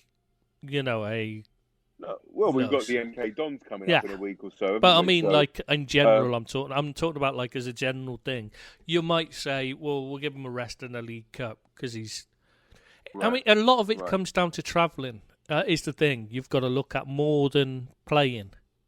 It's the recovery. How much what kind of recovery? If they've had you've had 2 days, but you've had 2 days where you're only travelling back from London to Liverpool. That's fine. You can recover in that. But if you're flying back from Turkey, then that cuts into your recovery time massively because you can't recover properly on a flight. No matter how hard you try, you're not recovering properly because you're in a low. The planes, the way the atmosphere on them, etc. You know what I mean? I know you're in first class and people say you spread out and all that, but it's still you're in a. It's not. They have low altitude. They have the low altitude pressure on it, don't they? You know what I mean? They don't have it set to normal altitude, so your body's not recovering. It's being stressed rather than recovering because you're not a high. It's not low altitude, high altitude. I mean, because they don't have it set to full pressure like you'd have at ground level when when you're in the air. They have it a little because it's cheaper. Oh, there's been tons of. So you're not. But I'm saying you're stressing your body because you're at a tougher thing. So you're not recovering while you're travelling. So you've got to factor that into whether they need a rest. Is what I'm saying is because that's so. If we're playing Wednesday, Saturday, Wednesday, Saturday, or Tuesday, so whatever. You know what I mean. They might need eventually, if the travelling gets too intense, if we've had 2 long trips to Turkey, say, and I don't know, wherever else is miles away, Bulgaria, somewhere like that, you'd have 2 trips like that, Russia, somewhere like that, then you'd probably say they're probably going to need a rest in the next chance we get. So they've had a tough fixture midweek, played 90 minutes, 4 or 5 hours flight. The game on Saturday, you rest one. On the league game on Saturday, you rest one. No, you'd probably keep them. It depends on what the league game is, doesn't it, really, as well? But, I mean, a lot of the time, but what you do is you'd not train. You'd not train, just do recovery. Yeah. That's the thing. That's what used to annoy me about these things. When they say about they want a winter break. When they go on a winter break, these clubs, when they do have time off, what's the first thing they do? Train. No, the first thing they do is they arrange a game, a friendly match. You're thinking, well, I thought you Well, would needed a bloody to some break. extent, yeah. You know what I Yeah. mean? It's like if Yeah. they're in mid-season and they're struggling, they're tired, well, give them a day off Yeah. training then. What's the issue? Yeah, So- we haven't got time to train so- them. Well, then don't train. They're playing games. They don't need to train. You know what I mean? They don't need to train as it's not as important. That was what Ranieri did so well when Leicester won the league. Is he was saying to them, right, you've done, we've worked you hard, and we've got a game this week. We've got a gap midweek. Rather than have you in train, we're going to give you a day. Just take a day off. Go and rest. Just an extra day off. So talk to me about what happened. Say we're playing, I don't know, Napoli Wednesday night, right? Mm-hmm. We fly back that night, I'm assuming, right? Usually, so Thursday, do they get Thursday off, or do they come in and train on Thursday? Usually they'll come in and do a warm down training, not a proper training session. Usually the day after a match, it's like a warm. It's just to loosen the, get rid of. When you get, after the next day after training, sometimes you get those days where the day after you're all sore in the muscles when you've overdone it a bit in the weightlifting or anything like that. You get those days. That's to get rid of that. It's to get rid of, because what you got is lactic acid build up in your muscles. So what they do is they do a bit of it's just to loosen that up and get rid of any lactic acid and free up the muscles, and they'll have a look and see if there's any knocks, niggles, anything like that, and treat those things and stuff like that. And one of the lights just went off. So they'll have a swim, a massage, things like that. Yeah, they might do. They might have a swim. They might do massage. They'll all have a massage, definitely, and stuff like that. It's just basically it's recovery work just to get themselves so they're loosened up, ready. They won't do any proper training, though, the day after. So the Friday, what will happen on the Friday? Then if they've got a game on the Saturday, they'll work on the game. It'll be preparation work. And then the Saturday they'll play again. Or Sunday, whichever. And the day of the game, they don't train, do they? No. Just warm up and then play the game. They don't need to train, they're playing the game. Okay. Playing 90 minutes, that's quite good training. So no, but it will just be the Friday will be conditioning. It'll be preparation work. Skills, preparation work. For the game. So it'll literally just be preparing for like tactical work. So they might do a little bit. They won't do much because obviously they've played just a couple of days before, so they can't really train them hard. Push them hard physically, right? Because they're still in a recovery period. Because this was one of the things why Stephen Gerrard came out and complained about Scotland.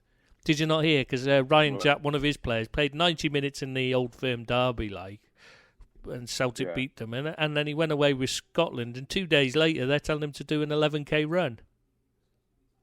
And he's got a knee problem. So he should have been recovering anyway from the 90 minutes of the Old Firm derby, because he's obviously been working quite hard there. He's just done 90 minutes of a hard game. But, he's got a knee problem, so he shouldn't be doing an 11k run anyway, really. No, exactly. I don't understand why they're doing an 11k run anyway, mid-season. They shouldn't need the fitness work. The fitness work should have been done by the clubs. They shouldn't be doing that kind of thing in mid-season. They've just, they'll have all played games. They shouldn't be doing. It's a bizarre thing. I don't know what Steve Clarke was thinking about. The only thing he should have been doing is working on tactics. It's probably no wonder the team's shite. Let's be honest, Scotland. If that's what they're doing, if they're doing fitness work, what do you need that for? That's not what he should be doing on international break. They should be working totally on teamwork. Get themselves together as a team. It's no wonder they're crap, really. That he's obviously hasn't got he's not. I'm not a fan of Steve Clarke anyway. I know people will say he was a good defensive coach for us, but I'm not 100% convinced he did that well for us at all. I was glad he went. I don't rate him as a coach or a manager, particularly a manager. He says lovely things about you. Well, he's just like Roy Hodgson. He plays Roy Hodgson's same game as Roy Hodgson. It's awful to watch. It's so dire. And he just... No, I just don't rate him at all. What happens on the day after a game? Do they get the day off, or do they come in for some type of warm down? We just mentioned that. That was the first thing we discussed. After flying back, they'd go into recovery work. No. Say on the Saturday. the Saturday. They played a game on the Saturday. On the Sunday, what happened? Yeah, it would be the same as if they'd flown back the day before. It'd be the same They'd thing. still go on Oh, to recovery work. They'd do warm down and stuff like that and recovery work. They won't do proper training. Gotcha. You don't do because it's a day. You need a day's rest to recover and play before you can play again.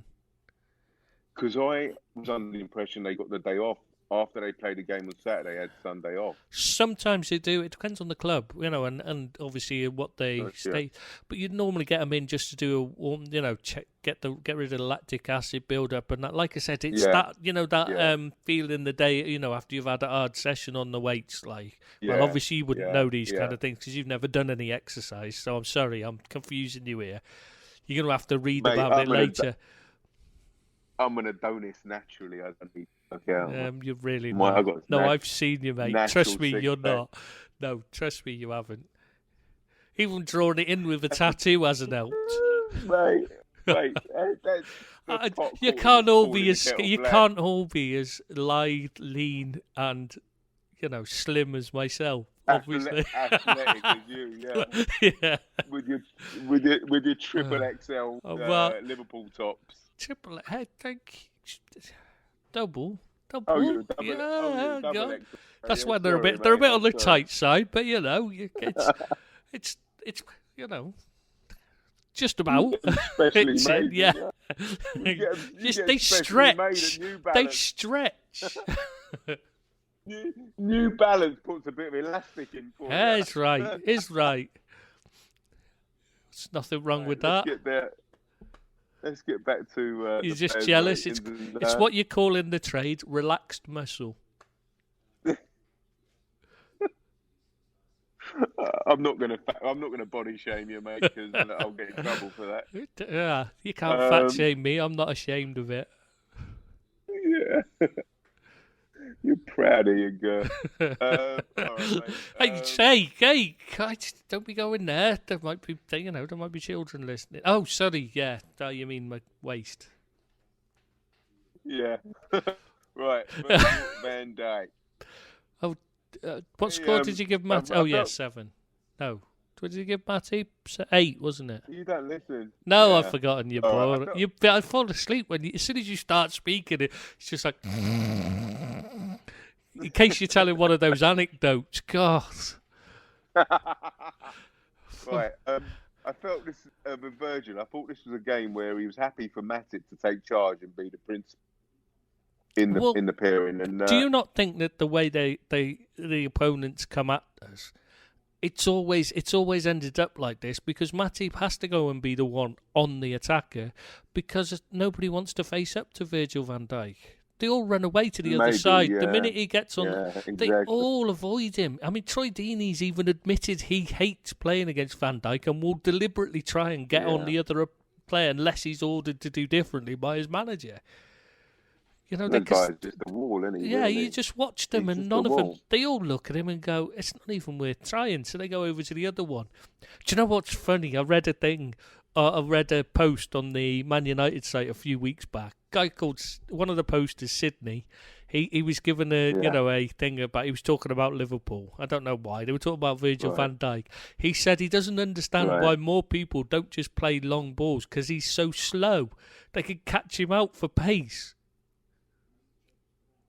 But that's you can't even validate that kind of crap. I just read it. I just posted it up. I thought I can't even comment on that because it's just so ludicrous. They're surely going to rip that to shreds because even Man United fans must have realised that the one thing Van Dijk isn't is slow. Physically, there is nothing wrong with him physically at all, is there? He's a tough son of a bitch, man. I'm telling you. Well, did you see him when he got the ball whacked into his face? He got the ball full whack into his face. All he did was shook his head and carried on. Yeah. Oh, no, he checked his hair because he was worried the hair might have got out. One of his hairs come out. Yeah, because he thought I might stock him a point if he screws his hair up. Yeah, that's what he was worried about. Yeah. Mate, the guy... my biggest fear is, this is for every Liverpool fan, if he ever gets injured, if he does an injury like Laporte, we are massively screwed. Massively screwed. Because the guy is just, he's the... But you can't do anything about those things anyway. I mean, you can't. Sorry, mate? I mean, you can't do anything about those kind of things anyway. I mean, look at City with all their billions, they still couldn't do anything. Well, I suppose they could have bought a centre-back in the summer instead of 2 left-backs, 2 right-backs and 2 goalkeepers. But apart from that, there's not really a lot they could have done. I mean, they couldn't, because they didn't, even if they'd have bought one, they'd still been left with one decent central defence. I mean, we're lucky in that we've got 4 that can cope in the Premier League. The only problem is, all of them, I was thinking of Lovren, Matip, Gomez and Van Dijk. We've got 4 centre-backs that are proven Premier League players. Yeah. Defenders, centre-backs, I mean. We're lucky. But the problem is that all of them only look that good, only look at their best when they play alongside Van Dijk. So, that's the big worry. Is none of them have looked that good playing with each other than playing alongside Van Dijk. But you're not need to do about it because there isn't another Van Dijk. There really isn't. Well, there's Harry Maguire. Oh, well, obviously, yeah. Harry Maguire, yeah. Oh, yeah. You've been raving about him saying he's put the taunts of Leicester fans down, rammed them back down their throat with his performance at the weekend. He was all over the place. I was even saying how bad he was, and they're raving about his performance, and I'm thinking, God, he was so bad. He was constantly caught out of position. I don't know what people watch. I really don't know what people watch. Why? I didn't see the game, but I mean, I don't think he's been a revelation at all. Far from it this season in the 5 games he's played. I don't think he's been £80 million worth. But what do people... I don't understand why people justify him as a player. I don't get it. I don't understand I don't understand the 80 million. His fault price tag, but I don't even see a 40 million player. He's English. I think Tyrone Mings. And I mean, the problem is most people don't understand the game as in defensively. They understand goals, but they don't understand defensive. They don't understand what defensive positioning is. You see what I mean? Now look at it. I mean, you look at it, and they don't understand. Because they think a good defender is Sol Campbell because he used to make last-ditch tackles. Yeah, but he made last-ditch tackles because he was an imbecile, didn't have a clue where he should have been stood, and he had to chase back and make last-ditch. He had to chase back and make a tackle that he shouldn't have needed to make. And they think that's a great player. Whereas, it was someone like Paul McGrath who was just there. And, made it all... they only know he's great because people kept talking about how great he was in the media rather than because he played well. Gary Callister was massively underrated because he didn't have to make all these last-ditch challenges. He just knew where to be. Here's a question for you, then. I work for recruitment in Manchester United, right? One of the biggest top 2-3 football clubs in the world. I go to buy Harry Maguire. Why has nobody told me this guy? Why don't I know that this guy's crap? Because they decided to buy British. He's good at one thing. Because they decided to buy British, and they were looking for the best of British centre-backs to play on the left side of defence.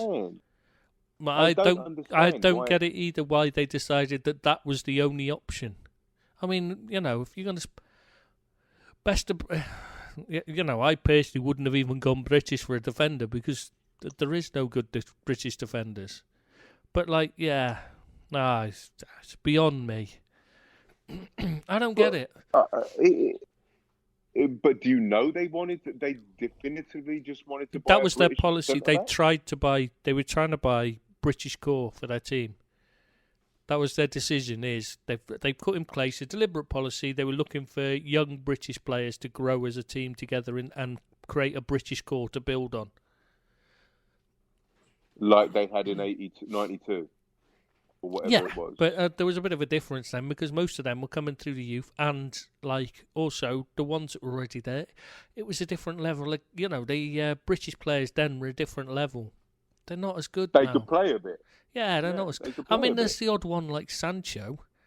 They're a bit of a talent, like, but it's not like it used to be where they were, the average British player was good enough. You know what I mean? It's not like that anymore. They're just not.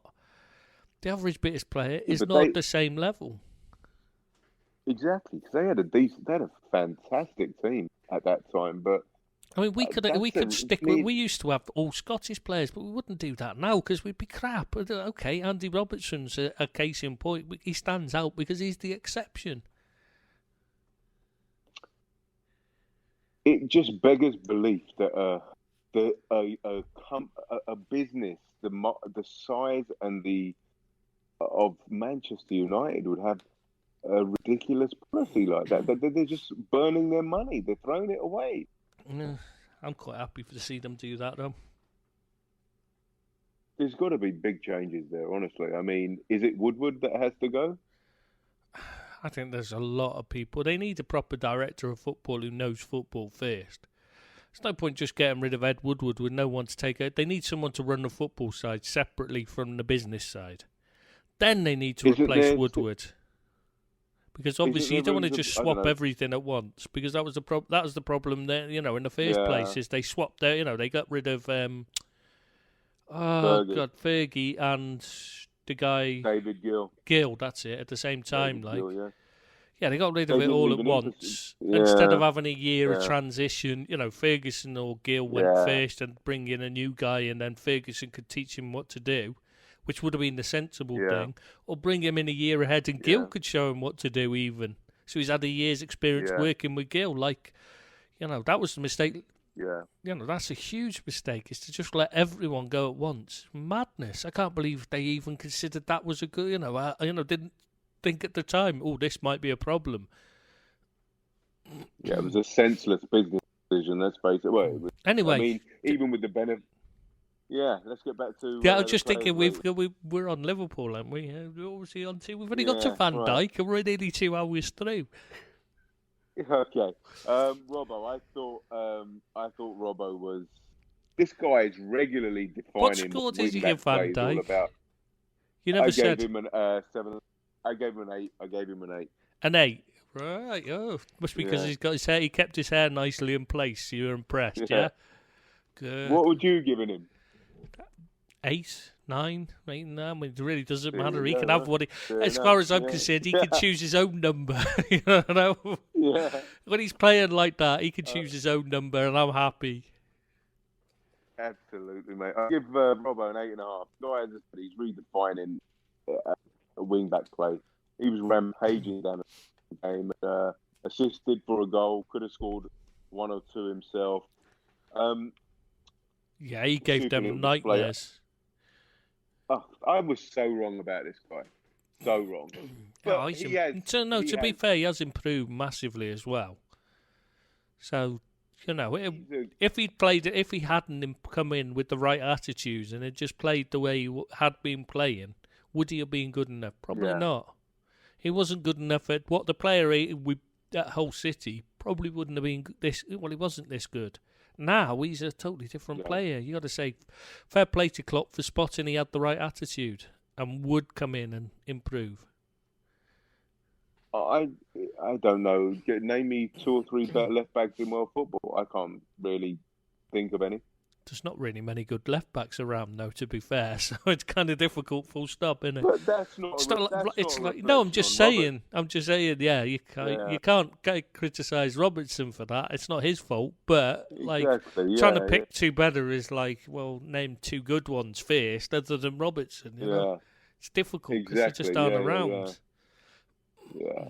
I mean, he makes a real difference on that left-hand side. I mean, when Milner or Gomez...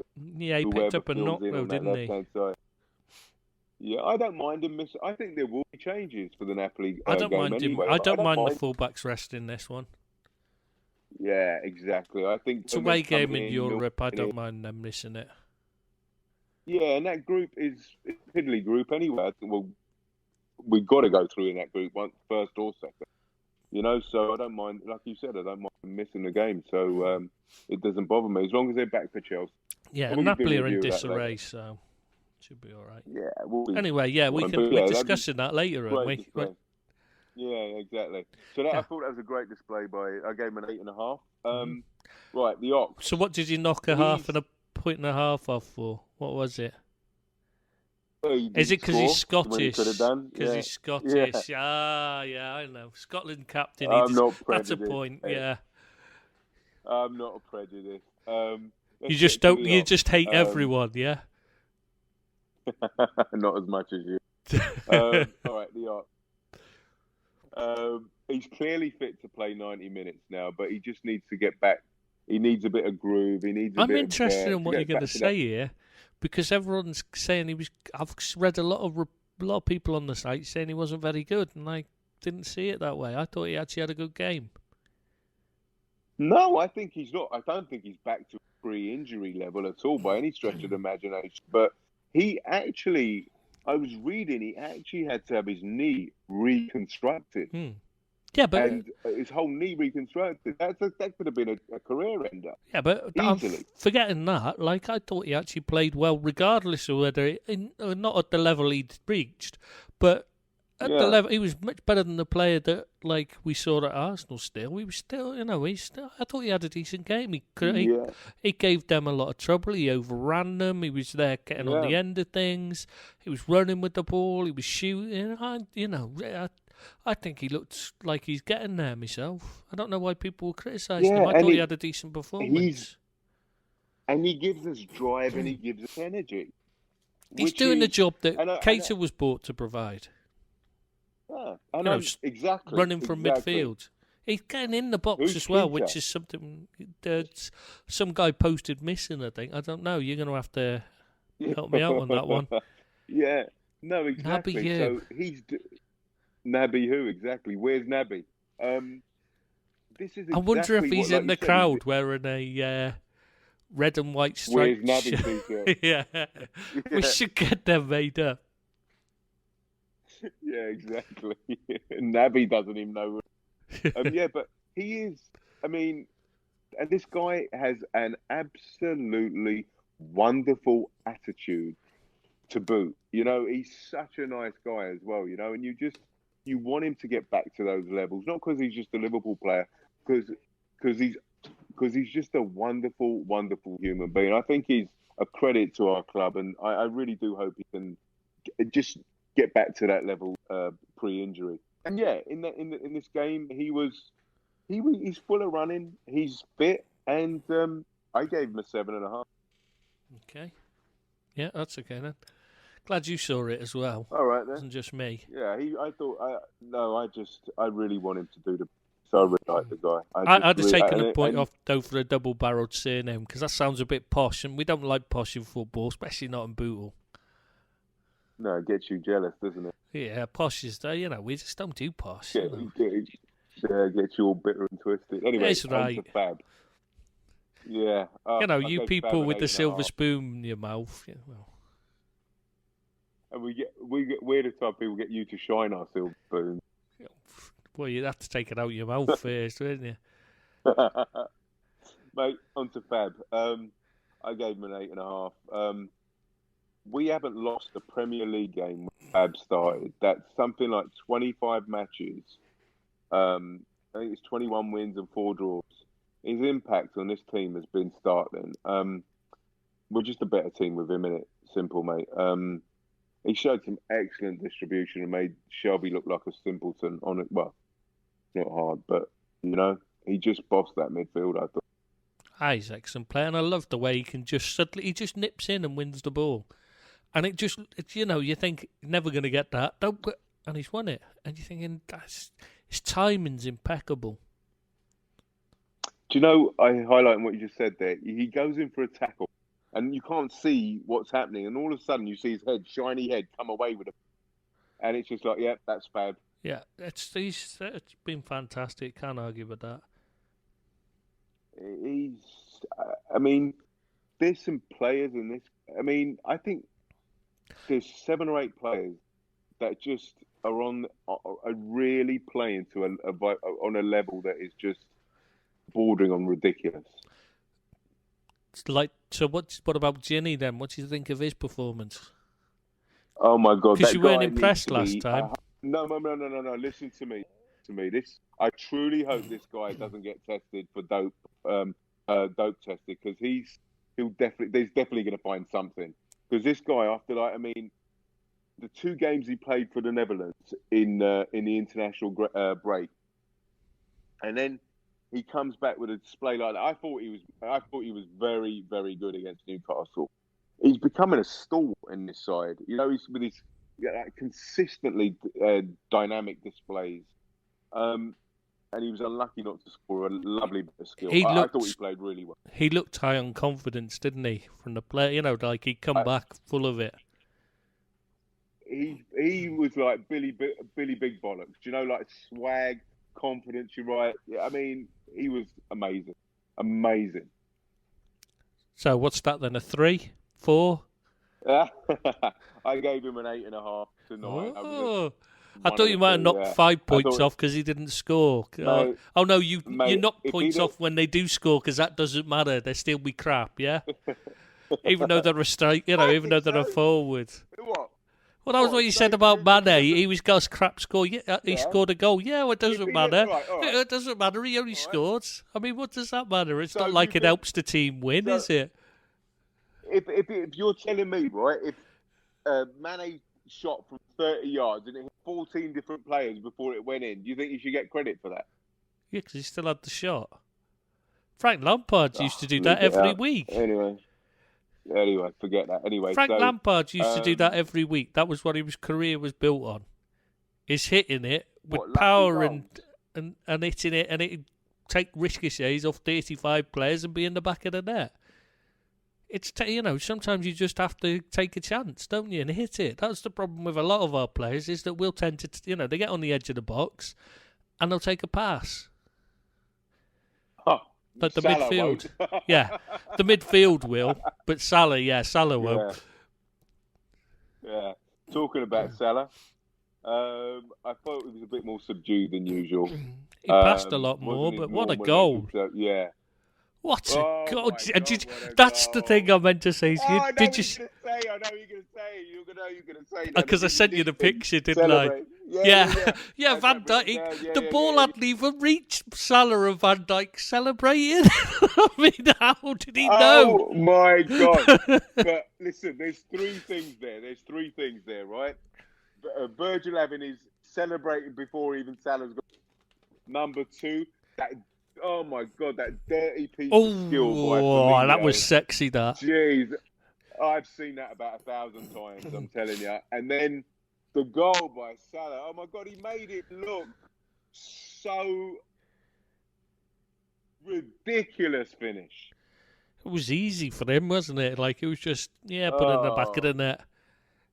Is somebody there thinking, nobody's going to even remember this goal. They're all just going to be talking about Bobby. I know they're just going to be talking. He's probably thinking that as he's putting it in the back of the net. There's no point me even scoring here, he's probably thinking. What a finish. I loved it. I mean, I wonder if he was thinking then, maybe I should pass to Mane, because nobody's going to remember if I score, but they'll remember if I pass. Yeah, exactly. But you're right. He was passing a lot. You could see it. I don't know whether that's had a word. Well, they've seen it all on it. It's been rammed into him ever since, hasn't it? So, I mean, he even shared him and Mane both shared that video. You know, the 2 little kids, the black kid and the white kid. That's been going. The meme that's been going around. It was Mane and Salah. They both shared it. With their faces on instead. I saw that yesterday or the day before. I didn't realise they'd shared it. No, that was they did it virtually straight away, because I saw their version before I saw the original, and then saw the original. I was like, oh, that's what it's from. Oh yeah, I knew that it was a version of something, but I didn't realise they located it. They both shared, they shared it. Well, Mane shared it first, definitely. I saw Mane. I'm sure Salah did as well, or whatever, Because apparently in Egypt, that's gone ridiculously viral, because they love Mane out there as well as Mane. They love Salah, him, yeah. But they love Mane out there, and they're like, they're so made up that they've made up. You know what I mean? And I'm like, well, it's not really, they're nothing. Well, it's not making up really. They just had a bit of a disagreement. That's Not as just if they were. It's storming a teacup. Absolutely, and I love that. You know, when when they scored the goal, all three of them, Bobby, Mane, and Salah, had a little hug. Have you seen the best thing, the training pic? Have you seen the pictures of Robertson taking the mick out of Salah with his six-pack? That's brilliant. But it's Lovren. That was brilliant. Yeah. It's Lovren who does it all. He winds him up something chronic. Said he should be ashamed of himself. It's 16 degrees outside. Yeah, that was brilliant. No professional photographer around there then. Yeah. He said, when you're holding yourself in, because there's a photographer about it and all that. Yeah. You're like, that moment when you take a breathe deep in. breath, when you know you breathe in. Yeah, exactly. Yeah. Yeah, so I gave him a 7.5 actually. I gave him.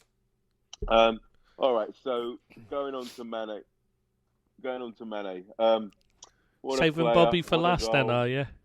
Yeah. I think Didn't he get 2 goals though? Indeed, yeah, he did. So anyway, when you said what a goal, I was like, well, which one? What goals? Yeah. What a performance! It's getting boring praising him so much. You didn't praise him last time out. You moaned about him. You only gave him a 7. Yeah, well, he set his own. He set his own high standards. Is he the best player in the world, right? I don't know, because I don't watch Messi or Cristiano Ronaldo play every week, so I keep getting told they're the best in the world. Injured. But when you see him,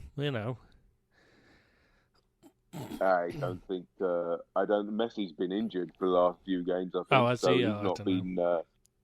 No great shakes, and Ronaldo. Well, it's kind of difficult to be good if you're injured. It's kind of. They don't play in the proper league, do they anymore? So there's 2 teams in the Spanish league, and one of them's crap at the moment. So it's kind of like, ugh. And then there's one team in the Italian league, and it's just, there's nothing there to watch, is there? Trouble is, it's worrying that if us and City get too far ahead of the rest in the English league, it could go the same way.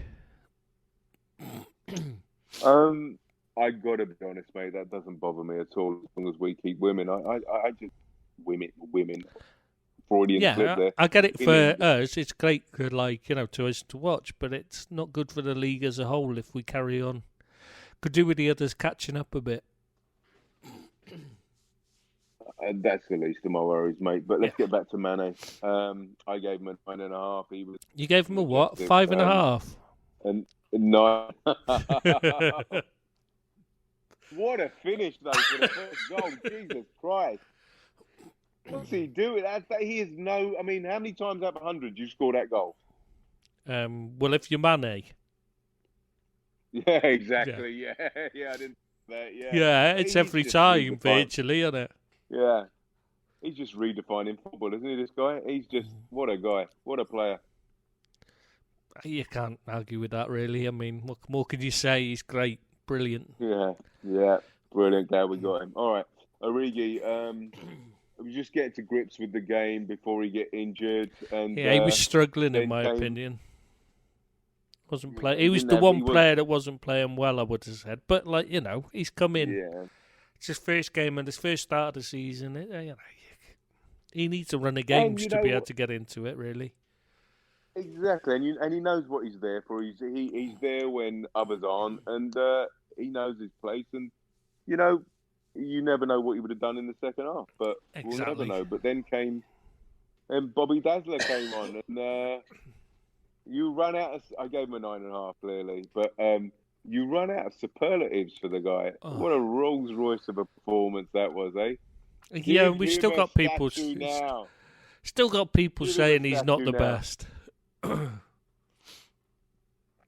Guys are incredible. I mean, Steve Bruce was right to compare it to people like Cantona and Dalglish because it was that kind of level of performance. He ran that game. He took it by the scruff of the neck and he made it his. It wasn't just the bits, the bits of brilliance on the ball. It was the work rate off it as well. He runs the game. That's what we don't have when... That's the problem with Origi over Firmino, more than anything, is Origi just doesn't do as much work off the ball. Nobody does, to be fair, but... Exactly what I was going to say. I know I've been reading on the site last few days as well that who can you get to replace Origi? You can't. You Bobby. can't. That's You the thing. can't. He's one. You can't. It was same when he's unique. It's the same with there's certain players you have that even if they're not the best in the world in their position, they're the best at they're the best at what they do for your team. It's a different thing. Right, it's not necessarily exactly, they might not necessarily be Pele, but that doesn't mean they're not great at what they do for your team. Bobby's one of them. Kenny Dalglish was another. I mean, John Barnes. Dalglish, you can't replace these players. How long did it take us to replace Dalglish? We never really did. I mean, Bobby Firmino's the first player probably that really replaced him. Absolutely, exactly. What's that? 20 years? 89, didn't it? His last no 80. Did he play 89 at all? No, he was just manager by then. He played manager. 86, 87 would have been his last. Yeah, if I remember correctly. He won the game. Came on and wasn't that his last game? Play him at Chelsea. Yeah, Chelsea. Stamford Bridge. Yeah, exactly. Yeah. Won the league and won the game. So, yeah, exactly. And the double, wasn't it? So, wasn't it a double year? Yeah, last game of the season that was. Yeah. So I was only a kid, so you have to remember these things better for me because you'll have obviously been a fully grown adult at the game. I was reporting on the game. Yeah. Exactly. In your late 30s. Yeah. White grey hairs coming. That is, I mean, again, that performance was Reuter over stuff. That was just. Oh, we never mentioned the Mane record at Anfield. Probably everyone knows anyway, because the 51 without defeat at Anfield. There you go, mate. Mane. So we never mentioned it. That's Incredible. what I was just thinking when we mentioned Incredible. him. I've actually got notes this time, and yet we're still forgetting. What's this pale face? That's funny, mate. You got notes and you still... I know. I found my notes from last week as well, which happens to be the same piece of paper I'm using. I might as well just not bother. Bubble gum, mate. Mate, you just get chewing gum and stick it to your desk. I've got it amazes me, like I said, actually. I could use them. I said earlier, yeah, that's what they meant. What they're there for. Mate, I don't know what they're there for. I can't believe. They just sort of sat there. They've been there since I got the desk here. And I've just been sat there and I've never used them. Tell you what, you need a pen or a pencil and you write on them, mate, and then you stick them up places. But they just get in the way because they just cover your screen and stuff. Why would you want to do that? Let's talk about Bobby Firmino. I thought you'd finished. Sorry. Oh, right, You seem to be dragging it on so long because you're so boring. I mean, yeah, sorry, what were you saying? So, yeah, Bobby Firmino. Have you got another one of those anecdotes for us? Please have another one because I'm really excited to hear them. I'll email you one after the podcast. How's that? Yeah, but you can't deprive the listeners. Come on. What do you mean, plural listeners? How much? Well, we mentioned my mum, so we can guarantee she'll have a listen now. Hello? Hello? Hello, can you hear me? No. Are you there, mate? No, I can't hear you. You've gone. How much would you say that front three is worth collectively now? Priceless. I don't think you get change out of 450 million. Honestly, I really don't. I wouldn't sell them for that. I wouldn't sell them. Unless they wanted to go. You couldn't, could you? Unless they want to go, I wouldn't sell them. God, what's wrong with my throat? It's all that oral sex, mate. I told you. bad for your throat. What, that I don't get any? Mate, I think that... You think Salah will go this end of the season?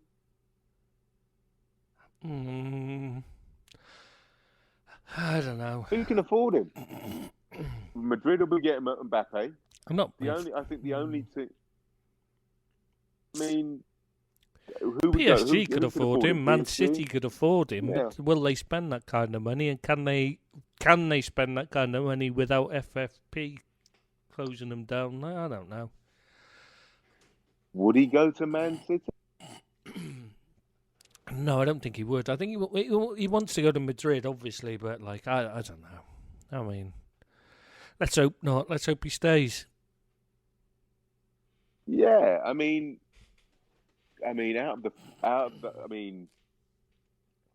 from those three, I think he's probably the one that's most replaceable. I know that sounds really dumb, but No, if I had to lose somebody, yeah, it is difficult to see, but as long as the replacement isn't Nicolas Pepe. I just think he needs time, mate. To be honest, I just think he needs time. I think Who, people Pepe? are writing. Yeah, people are writing him off got already. I don't rate him. I don't like what I've seen of him. I was told his problem was a bit lazy, and I've watched him. I thought like he's got some skill on the ball, but I'm not convinced at all. His touch is... You're not thinking he's putting enough effort? His touch is terrible. It's not like Mane where he kills the ball. You know what I mean? He's got this great touch and the skill. Pepe's got the skill, but his touch isn't very good. And so he's always he's basically relying on pace. You don't think that could be coached? You don't think come in time, a good touch? You think it's...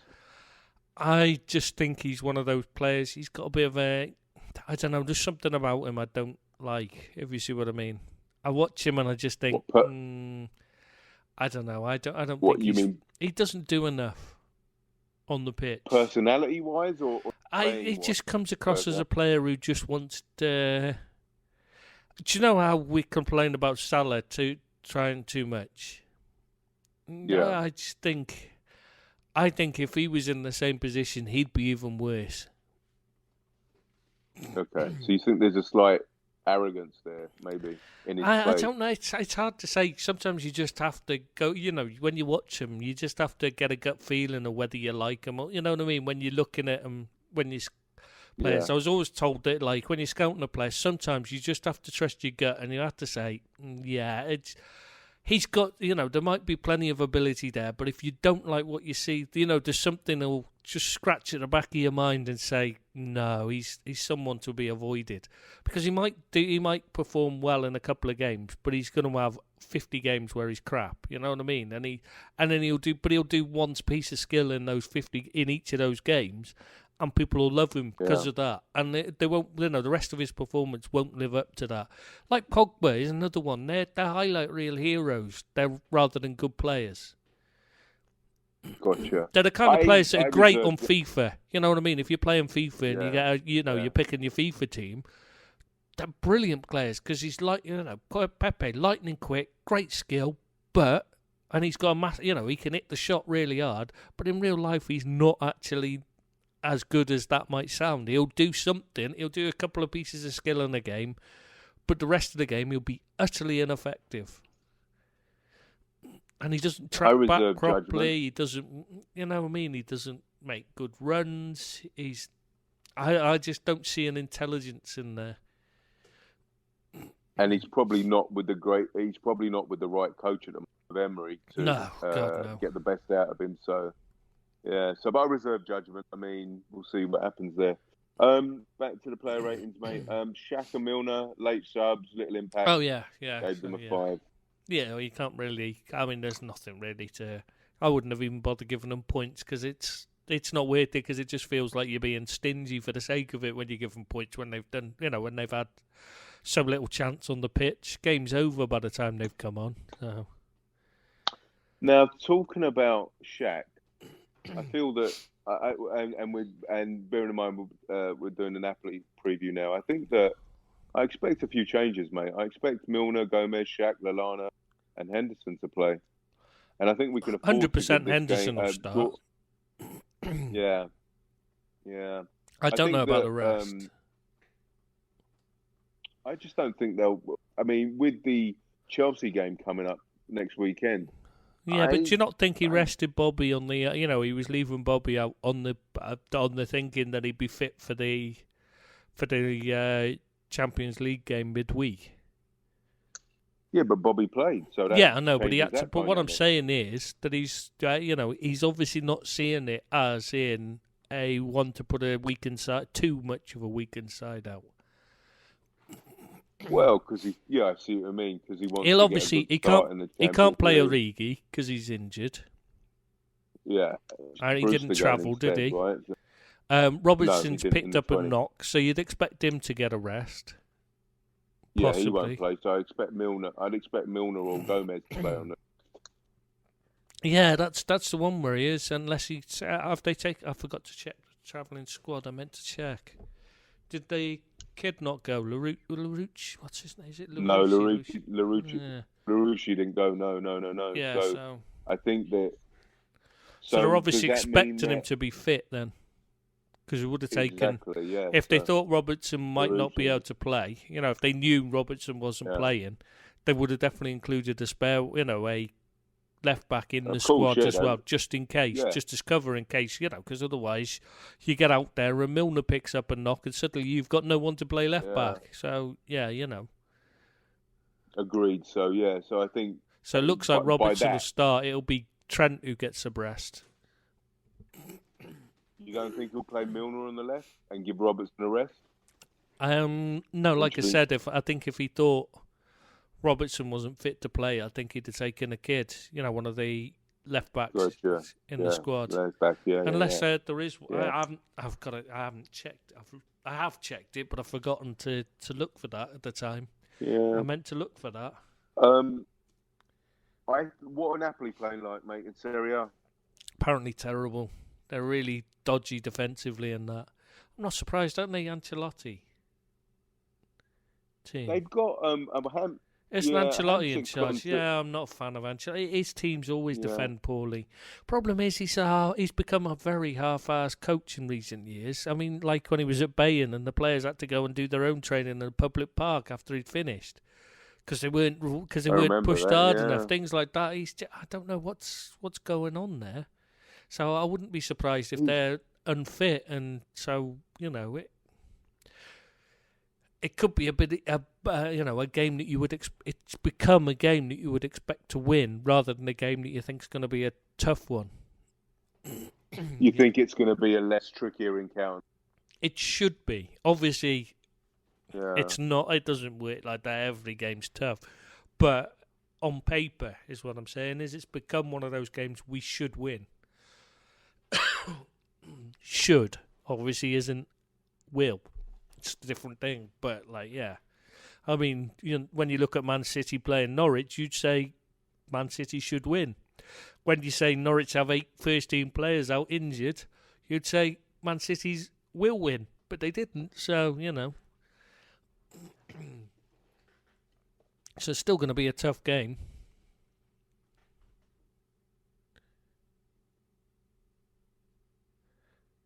And you vanished.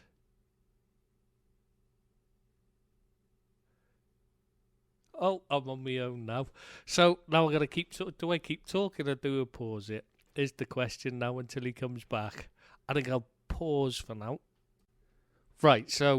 I think you were saying something about Ancelotti being half-assed. And he's, that we was talking about him. Yeah. Nobody will even know this, because obviously I'll edit it out so it'll sound perfect. I've segued it in brilliantly. All right, man. Nobody will even know that, it's very professional. Nobody will even know that your headphones ran out of battery and you had to go off and come back on and that. I've completely said, I've segued it out so we can just carry on and I'll just edit it. Nobody will know, because obviously, we're very professional here and we cut those kind of things out. So don't worry, we can just go. Ancelotti, we were just talking about Ancelotti saying, he just seems a bit half-assed at the moment. And then, what about we could talk about go straight onto the dressing rooms. That You've seen the Oh yeah, you've yeah, seen the about thing, yeah, I don't know if this is yeah, but true. Do you know if this is true or a wind up? yeah. Some people are thinking it's a wind up. Some people are saying it's true, and their dressing rooms are a mess. I mean, I don't know what's going on there. Are you recording now? Yeah, I started recording now. Don't worry, I'll splice it out from before till this Okay, when gotcha, we gotcha, start gotcha. now. Yeah, Because from obviously we want to be from professional, and we don't want anyone to know that we had a yeah, bit of a okay, yeah. All right, yeah. so are we recording now? Yeah. Yes, we've been recording for about 2 minutes, something like that. Now you tell me, right? Okay. Yeah. From this is what I've heard, right? That the architects or the whatever or the builders they had a time frame to do the changing rooms, Hmm. and they didn't get done. Ancelotti had a go at Yeah, that's what's but being Ancel- reported. Ancelotti had a moment, but Ancelotti wasn't even there to see them, and they'd been done. No, So they put it's footage up on on their what's it channel website. Yeah, on like Twitter or one of them. They'd put video footage up of right. these with all scaffolding up and all that. But I've been told, and I'm not sure it's true, that it's just them taking the mick. You know what I mean? It's just them winding it. It's a But wind up, and it's already done, and that they didn't yeah, actually know. They knew it was done, and they've yeah, just done it as it's mind games. But I don't know whether it's true or not, yeah. because But obviously I I can't see don't. the Napoli dressing room. Yeah, but yeah, from what I can understand is that that video, those pictures were old. Yeah, So yeah, exactly. yeah, exactly, yeah. And But that's a bit but of a the nonsense. But architect company and the construction firm who done it are apparently really annoyed, really upset I about would. this. It's their Yeah, reputation at exactly. stake, you Because know. they said we actually did it Yeah, ahead so of time. We were well ahead of schedule. We don't know what they're yeah, on about, yeah, like. yeah, So yeah, exactly. I mean, but the thing is that you're going on back on what you highlighted about what you said about Ancelotti being half-assed, etc. I just feel he's just looking forward to retirement. His heart's not in it anymore. He's just taking these jobs because he's getting them by because he's a big name, he's getting huge and money. exactly, and he's just collecting his pension and for his retirement, and he's not going to do anything significant in the game again. No, he's not the same as the Ancelotti that once was, who I was never particularly enamoured of anyway. But he's certainly better better in the past than he is now. Now, is it true that he refused us before we got Klopp? Because I from what I understood, believe he was one of the ones that turned down an inquiry. Yeah, at some point, I don't know whether it was that time. right, okay. I But mean, look how the universe works, eh? yeah, He said exactly. no, and look what happened. So no looking back. But yeah, his team. I don't think. I mean, I think they're fourth in Serie A at the moment, behind Inter Milan, Juve. I think it's Bologna or something. But it's early stages of the season anyway. I mean, they were. Will they get Champions League? I don't know. They should do. I mean, they got a good side there. They were second when he took over, and now they're struggling. He looks to be taking them backwards, doesn't he? To be honest. Yeah, I mean, they lost Hamzik to China, didn't they? And the But he was guy that getting old, replaced and he him was is only basically he was starting to be phased out anyway before like the season. yeah. When Sarri was there, he was phasing him out already. I can't remember the kid that they replaced him with. He's meant to be absolutely brilliant. Um, I can't remember his name, to be honest with you. Let me Google that because Oh he's meant to God, be. you and They names. got rid of. Is it David Wagner? Does he wear glasses? Klopp's best man, Does no? Let me see. God, we're good. This got. We're so You're professional, brilliant, we mate. are. I tell you. Wait till you hear the segue. Well, you won't even notice. This is the thing. If I hadn't mentioned it now, if I didn't mention it now that we Yeah. had a bit of a mishap with your headphones and had to cut and have a break and come back into it. I tell you what, nobody would have even known about it if they'd been listening. And you're going to listen Nobody knows back, 'cause and you're nobody going to. listens anyway. Well, yeah, but I'm going to say when you listen back, because you're probably the only person that will listen, you'll be listening to it and you'll be thinking, well, where did that go? Because I'm filling in, obviously, now, so I'm mentioning it. But, like, yeah, when you're listening back, and anybody else, they'll never notice it, honestly. Will I be? What's the word? Celebrating your technical skills as Oh, an mate, editor. honestly, and the way I segued it out as well and in, like, because you vanished and left me on my own. I'm talking. I tell you, I was really impressed with myself. So professional. There, you wouldn't even know you'd vanished, honestly. So 1 minute. Let me make it straight. You were just going on and waffling on and on and on. Well, I just and talked you didn't to know a point. I'd gone. I didn't know. Well, I saw you gone, but I didn't know what to do. I didn't know. So I just So you just kept carried on talking anyway. Yeah, just to see if you. Well, I thought, well, I've got to get to a point where I could stop because I was in the middle of saying something. So I thought I'd just carry it on professionally, coolly. No, I wasn't even flustered at all. Anything. I just carried on and then segued it out to a point where I could close it off. Tell you, you're going to be so impressed, and you're going to be going, "Wow, how did you do that?" You've told me 28 times I'm going to be impressed by your editing. I'm telling you, mate. I'm telling you. They just bought Lozano, right? Irving Lozano. Yeah. You know what I think of him after watching him. So doing the player profile. Yeah. So I'm not convinced. Yeah. I just think, no, I think they're going backwards. But like that doesn't mean they won't give us a hard game. Yeah, exactly. So did you find out who this player is? Oh, he's the one that Liverpool wanted to buy but couldn't get, weren't he? Yeah, that's why I mentioned him. Yeah. Is that the one you were thinking of? Because you still haven't mentioned this player you were talking about. No. I can't remember what his name is now, right. But I was reading up on him the other day. Maybe Mario. No. It's Oh, I See, can't you're remember. ruining the professionalism. I've injected a dose of professionalism, and you've ruined it now. Amateur.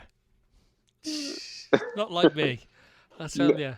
Yeah, exactly. Yeah. So just ruined we'll see. I mean, they've got a decent squad like Lozano, Mertens, and Insigne. You know, they've got Koulibaly. Who the hell is Koulibaly? Koulibaly. They got a Gulam at left back. He's a player. Who? Zelinski. Fazio Gulam or something.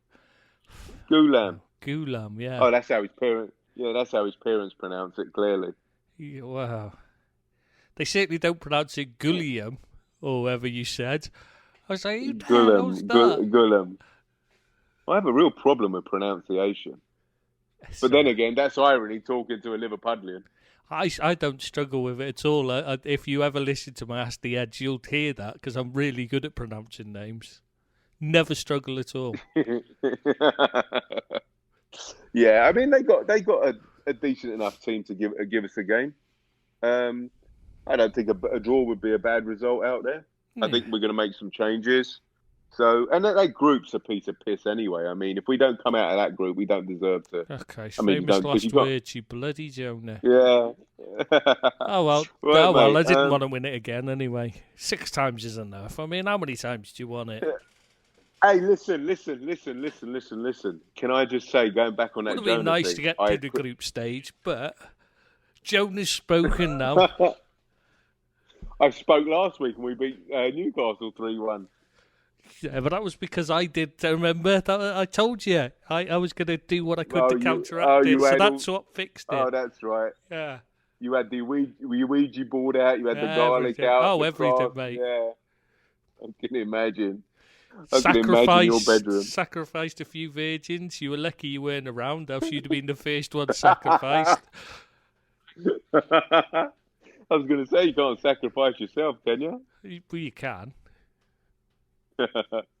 Right, let's get down to the Chelsea preview.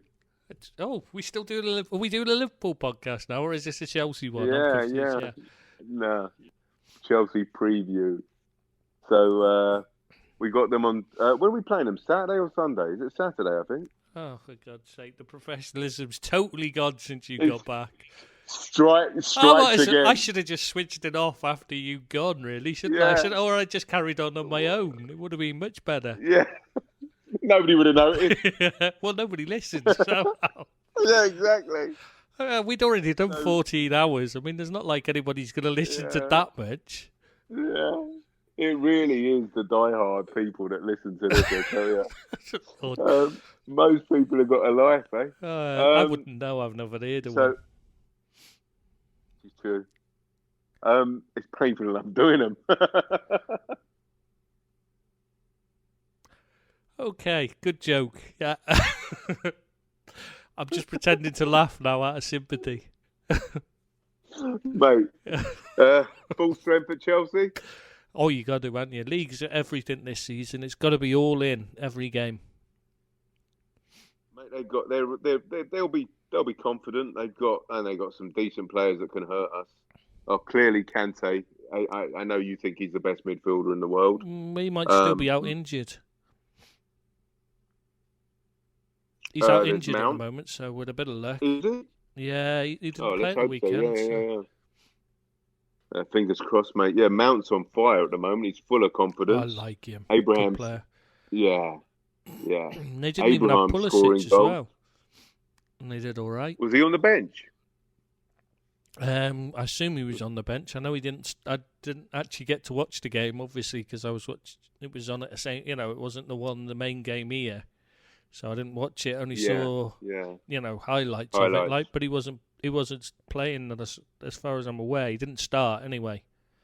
So, I mean, that's some team. I mean, that's some going. Mount and him play the same position, right? Well, they can do. Yeah, Mount's really a midfielder. He should play slightly deeper, but he's playing higher up just because they were short-handed. Because obviously William wasn't fit at the start of the season. Now he's fit, so he played. Obviously Hazard's gone, and he was the other one. Pedro got injured, didn't he? So he's been out. So they were kind of really like, impressive. It was just, and obviously Ruben Loftus-Cheek is out, who's another option they could have played there. So they were kind of, it was Mount being kind of pressed into service there when he really should be playing one further back, in the midfield. Well, now Odoi ready, so Hudson-Odoi. So, of course they got him to come back as well. Well, he's in full training now. So I think Pulisic probably missed out because I just remember somebody mentioned it on the Chelsea site, and I think I would say he probably travelled a lot with the international break, so he probably just rested him. Point, yeah. Thinking about it, because it was the international break, so he probably just rested him last weekend. Yeah, and that's not a Mickey Mouse team, Wolves either, where they got scored 5 away from home. So. No, Wolves are struggling this season. I mean, they look a totally different outfit. That getting in the Europa League when you're a team like them or Burnley, where you've not had the time to build a squad yet in the Premier League. It's not easy. Sometimes it seems more of a disadvantage than an advantage to them. I was going to say that, that it's nice to get it. It's nice to get the recognition, the money, possibly, but it kind of is to your detriment to your league form, really, because that's happened time and time again. Yeah, but it's only in the short term, and in the long term, obviously, it brings in money that you can invest in better players, so that you can qualify again and next time do a bit better. So that should be all right. And I like their manager as well. He's got the right stuff about him. I think he's a really, really good manager. So what do you make of Frank Lampard so far? While we're on managers, I remember listening to you. We were talking about it pre-season. You said, given the right tools and given the right circumstances, he could do really well. And I was like, no, I don't concur. I don't agree with that. I think he'll be a bit of an Ole type manager. But he's got a very, very good squad of players there. And I'm not being funny, but they're only 2 or 3 short of a real title challenge. And I think that he's acquitted himself quietly, but he's understated, but he's making a bit of an impact. And I think sorry, go on. Do you think? No, I think he could do something. Well, I think he could do something. I was thinking it's actually an advantage for him. Not having the transfer window, because it meant he had to look at the young players, and they've got a great young squad there, and they've got a lot of players that needed to get games or or they were going to be wanting to go. But secondly, losing Hazard, while this might seem strange, they were so reliant on him. It was like when Steven Gerrard was at Liverpool, everything went to him. And if he's not having the best of days, or even if he's having a good game, but it's just not coming, you know what I mean? But he's just not managing to put it in the back of the net. It can, it costs the team when you're so reliant on one player. Then even Hazard's good, but he's not Ronaldo or Messi good. You know what I mean? So you can't rely on him. So you had 10 players basically whose job was just to get the ball to him. Now they're 10 players plus the one extra. They're playing as a team instead to play, for each other. And I think that's helping them.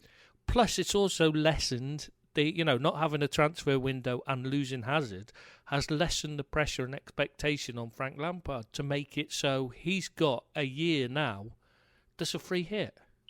Nobody's expecting him to do anything, so anything he does is a bonus. And it's just giving him that year to get his feet under the table, get a bit more, get up to speed, study the squad, and have a look at what he needs to do. I think this has been, it's worked out really well for them. And I think it was a good choice because he's an intelligent lad and he's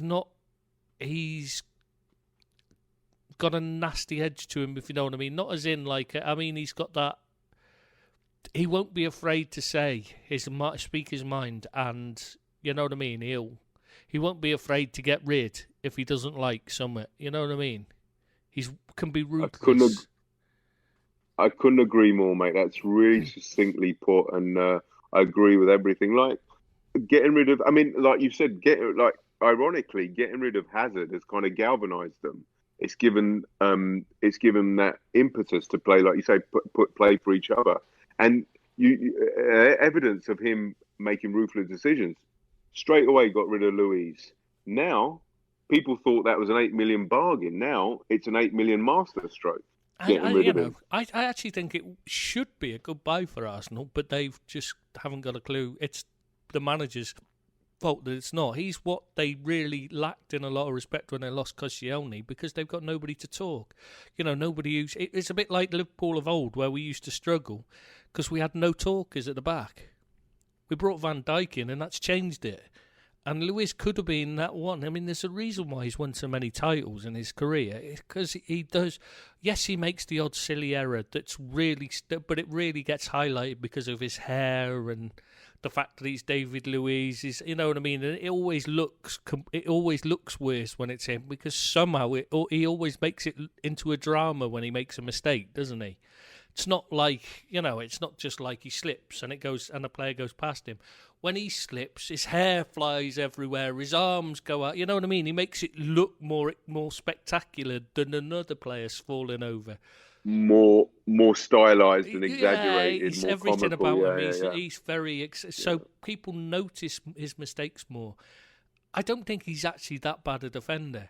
And he talks really well. You know what I mean? He talks players. He's constant. You could see him in that game against Watford. He was the only one telling the other players. He was shouting at them. He was trying to get them G'd up. But nobody was listening. This is the problem. It's not him that's the issue. It's the rest of the team. Players like Xhaka and that. They're just... and the manager. Why would you get Socrates kicking, playing and passing out from the back when he can't pass? That's just stupidity. He's a limited player. He can defend if you let him defend, but he can't play a passing style. It's just not his game, so don't play it. If you get, if you want to pass it out to the back, you give it to Luiz. If you can't get it to Luiz at the back when you want to pass it out from the back, then you don't pass out from the back. You know what I mean? Then you go a bit longer so you can get it to Luiz. They got rid of Luiz to accommodate Tomori, right? Because Frank likes him from his time at Derby. Really liked him there. He listens well, apparently, which is the thing they're saying about Abrahams. He really listens to advice well, and he asks for it and wants it. You know what I mean? He wants to hear people tell him what to do, how to improve his game. You know what I mean? If his gift is getting people to listen to him, I should send him my wife. No, nobody could ever get to that. No, that's just no. Nobody could get that to happen, mate. Yeah, she won't listen to exactly. Yeah. So yeah, I mean, going back to Lampard and Chelsea, I think they've got, as I said, mate. I'm not sure that they're that much short. I mean, they are the next. I think that if anybody's going to challenge, I mean, I think if you say Spurs are going to drift a little, yeah, I think Chelsea could take their place. I can't see Spurs doing it. It's got to be Chelsea, the only team that look likely. I mean, Man United have got the money. They haven't got the manager, and they need a lot of players. They've got the money know-how to do it. They haven't got. But Yeah, like it's going to say, know-how. it's a long-term project they've got on there. They've fallen too far behind. Yeah, Especially and this summer. Emerson. I mean, I'm impressed by a lot of the Chelsea players. I mean, they're a good outfit. And they can play a back three or back four. They can swap, because they played a back three at the weekend. Absolutely, yeah. And I actually think that'll suit them better because their centre-backs are better on the ball than they are at defending in the main, if you see what I mean. So so they have, it's what's the centre-backs? It's Christensen, Tomori, Zuma. Tomori, Zuma, yeah. Rudiger will come in soon. Rudiger, yeah. And they're mobile. Yeah, and obviously if you go to a back three, they've got Azpilicueta and Alonso can both play centre, can both play the wide centre back in a back three as well. So that adds, cover if they play a back three system. Yeah, they can adapt and modify their game, and they're a young, intelligent, quick, energetic team and he's got, and that Abraham's flying at the moment as well. So that's always a help when you've got a goal scorer in form. Full of confidence, and then they've got, as we say, we've got Hudson-Odoi to come back. So, and I mean, if I fear anybody, it's just Loftus-Cheek, but he's out for the season, unfortunately, isn't he? Yeah. I mean, that was him. Yeah, he's more than a grafter. He's got something about his game. I like him a lot. His problem's always that he looks a bit languid, so people assume he's lazy. But I've watched him a lot for a player profile, and I was actually surprised at how much work he actually does. When you watch him, I was quite impressed. Quite like him. And physically, it's brutal. He's a unit, and he's a good. Physically, and quick. You need that in that midfield. He's one of those ones that's surprisingly quick. When so deceptively quick. That's the saying, isn't it? You know what I mean? Yeah, you watch him and you think he doesn't seem to be moving, but when you actually see, he'll be sprinting past somebody, and you're thinking he doesn't look like he's actually sprinting. He's rapid. Yeah. I mean, he's. Good skill. I think that. Yeah, I'm glad, to be honest with you, that they had a transfer ban because. They could have been a rival. I mean, I from don't what I agree. gathered, I think it's the transfer ban that's given them a chance of doing something because the players they needed to play, people like Abrahams and that, they'd have bought someone instead. And I think it's that's helped them as as a long-term thing. Yeah. You just reminded me, we're going to do a little bit of a comparison of one of their players in a minute. So, yeah, I mean, but they've got in January they apparently they can start buying again. The ban's been lifted, so that'll help them for sure. Has it actually been lifted, or they were? I know they were trying to get it lifted, but I didn't think it actually had been. So you think it'll be more beneficial for them to have that year without the ban, ban, and then take it again next season? Yeah. Well, I think it'd help them because those young players who grow. I mean, they've got a huge squad of players out on loan. They don't need to buy. They needed to give them a chance because this is the chance, especially for the youth academy there. It's one of the best in the world. It's just wasting money to keep buying players rather than give these kids a chance. Yeah. Loaning them out just says you're not really confident in their ability to play for Chelsea. Yeah. You keep loaning them out, so eventually you've got to start giving them chances or you're just going nowhere. It's just they're going to end up. They're not going to want to join the academy if you keep sending them out on loan. Because they may as well join somebody else where they play.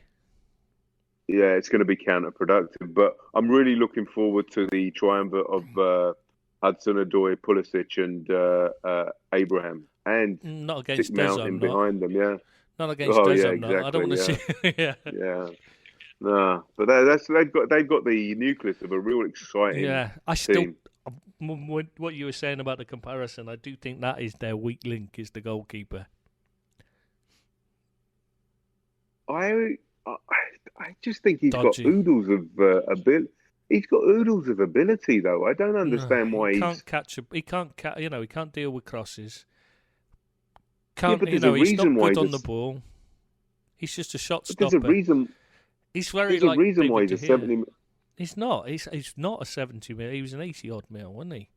He's world record fee, Yeah, remember? exactly. But there wasn't a Yeah, reason but for there's it. a. The reason was because they panicked because they had to let Courtois go, and they'd already, and the best keeper had already gone to Liverpool, Alisson, and there wasn't much Right. else available because Real Madrid were in on board. So the other youngster they looked at, and that there was most of the best ones had already gone, and it was kind of like who's left. I don't think Kepa at all is special. You know what I mean? He's not a world record commanding player at all.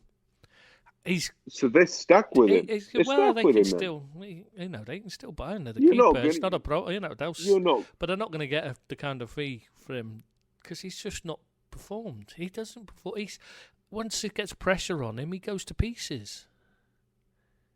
He's one of those. Put If there's nothing in, the ball's just suddenly hit. Reaction saves. He's got lightning fast reactions. So and he's a good shot stopper. But He is. his positional sense is awful. So if it's all very well being a good shot stopper, but you've got to be in position first. And a lot of the time, he's 2 yards to the wrong side, and so the ball's slipping in past him, and he's got chocolate wrists as well. If you're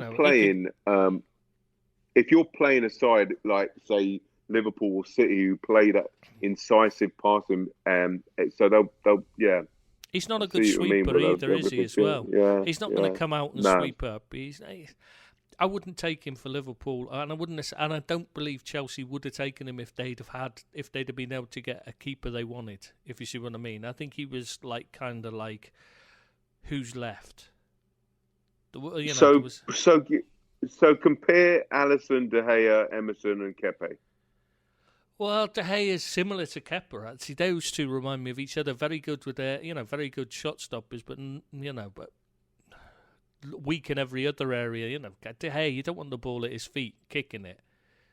You want him play. You want him to just stop the shot, and that's it. You don't want anything else. You don't want to be passing it back to him, or you don't want him sweeping up because he's not that good at those things. He's not so good. He's very much on his, an on the line keeper who just keeps the ball out of the net.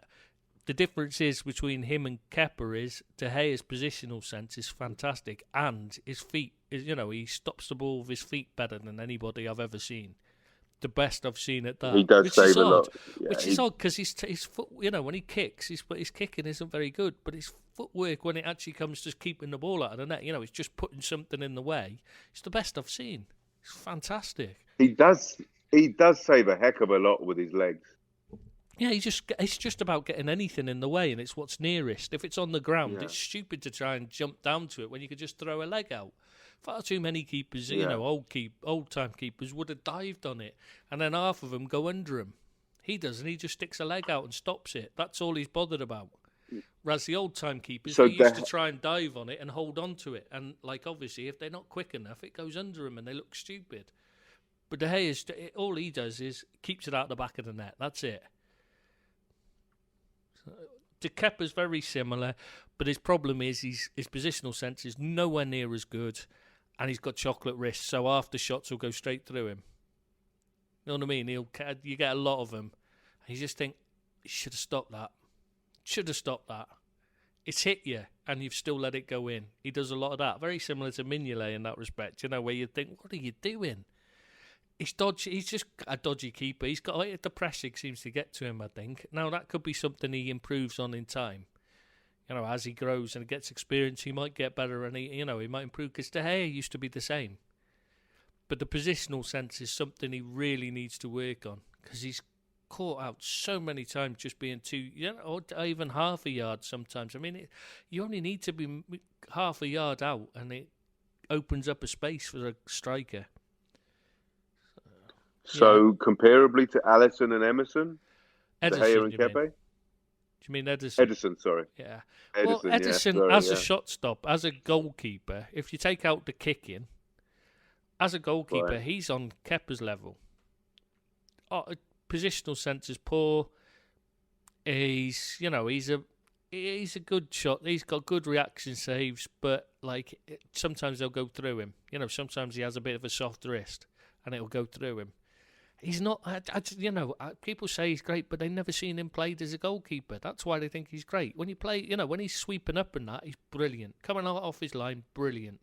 Sweeping up, he's great on the ball, fantastic. There, you say wonderful, but when he's actually doing the goalkeeping job, not good on crosses. Very, you know what I mean? He's a bit flappy when it comes to crosses. You really don't want him to be dealing with crosses often and put under pressure. Shot stopping, he can be caught out of position, and it's because, and I'd say that's because he's looking always to get off his line quick. So sometimes in a one-on-one, he can be very good because he can be quick off his line and close them down. But that can also expose him because if it's a good player coming up against him, he's out too quick and he's caught off his line and the ball, there's space to play it into. You know what I mean? To just play it past him. If you see what I mean. The problem I find, I do, yeah, but the problem is that so many teams defend against City instead of attack them. You don't know what the goalkeeper. He's never been tested. Exactly, really. Everyone said he's brilliant because they've never actually seen him play as a goalkeeper. But when you see him play as a goalkeeper, like in the game against Norwich, it was awful. I mean, he was at fault for the first goal, 100%. For sure, the header. I mean, I could have stopped that if I'd have been in that that position. I would have put money on myself to stop it, and I'm not a good goalkeeper by any means.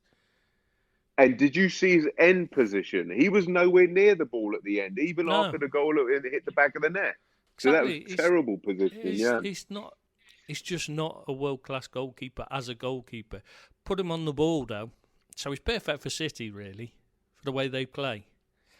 That's what he's bought for. He's not bought to be a shot stopper. He's bought to be a midfielder in the back and sweep up. Sweep up, yeah. So... Alisson's a bit of the best of both worlds for me. Do you see with City now, people are going to put them under more pressure now on the back of these? I hope so. Because if they do, that's when they'll struggle. It's only because teams sit back off them. And this is why I think, one of the reasons why Pep's teams tend to, their results tend to tail off over time is because they start off originally, everybody's scared of them and haven't figured them out. And then over time, they just think, well, we may as well go and attack them because they're going to beat us 5-0 anyway. And then they start attacking them and suddenly they look, they suddenly get chances and that. And then the next, and then another team spots these chances and they start attacking them as well. And suddenly it changes, you know what I mean? And he's always walked away. He's always walked away the moment this started to happen before he had to make any kind of changes to it, to improve the system, to deal with this. He's never had to deal with it before, so it'd be interesting to see how he copes this season. Yeah, he walks before his reputation gets tarnished. Yeah, as soon as they start getting at him, as soon as clubs start, actually attacking him, he's walked away. So this will be interesting to see. You want to see clubs thinking, right, managers thinking, right, Norwich beat them with 8 players missing. Let's have a go at them. Yeah, they're vulnerable. We can get at these. So you say Alisson is the top of the lot, yeah? Sitting in the Premier League. I don't watch enough for the rest of the world to know, but in the Premier League, I can't think he's head and shoulders because he's the only one who's good at all aspects, right? Basically, he's a good shot stopper, good positional sense. It's very rare that you see. Does he?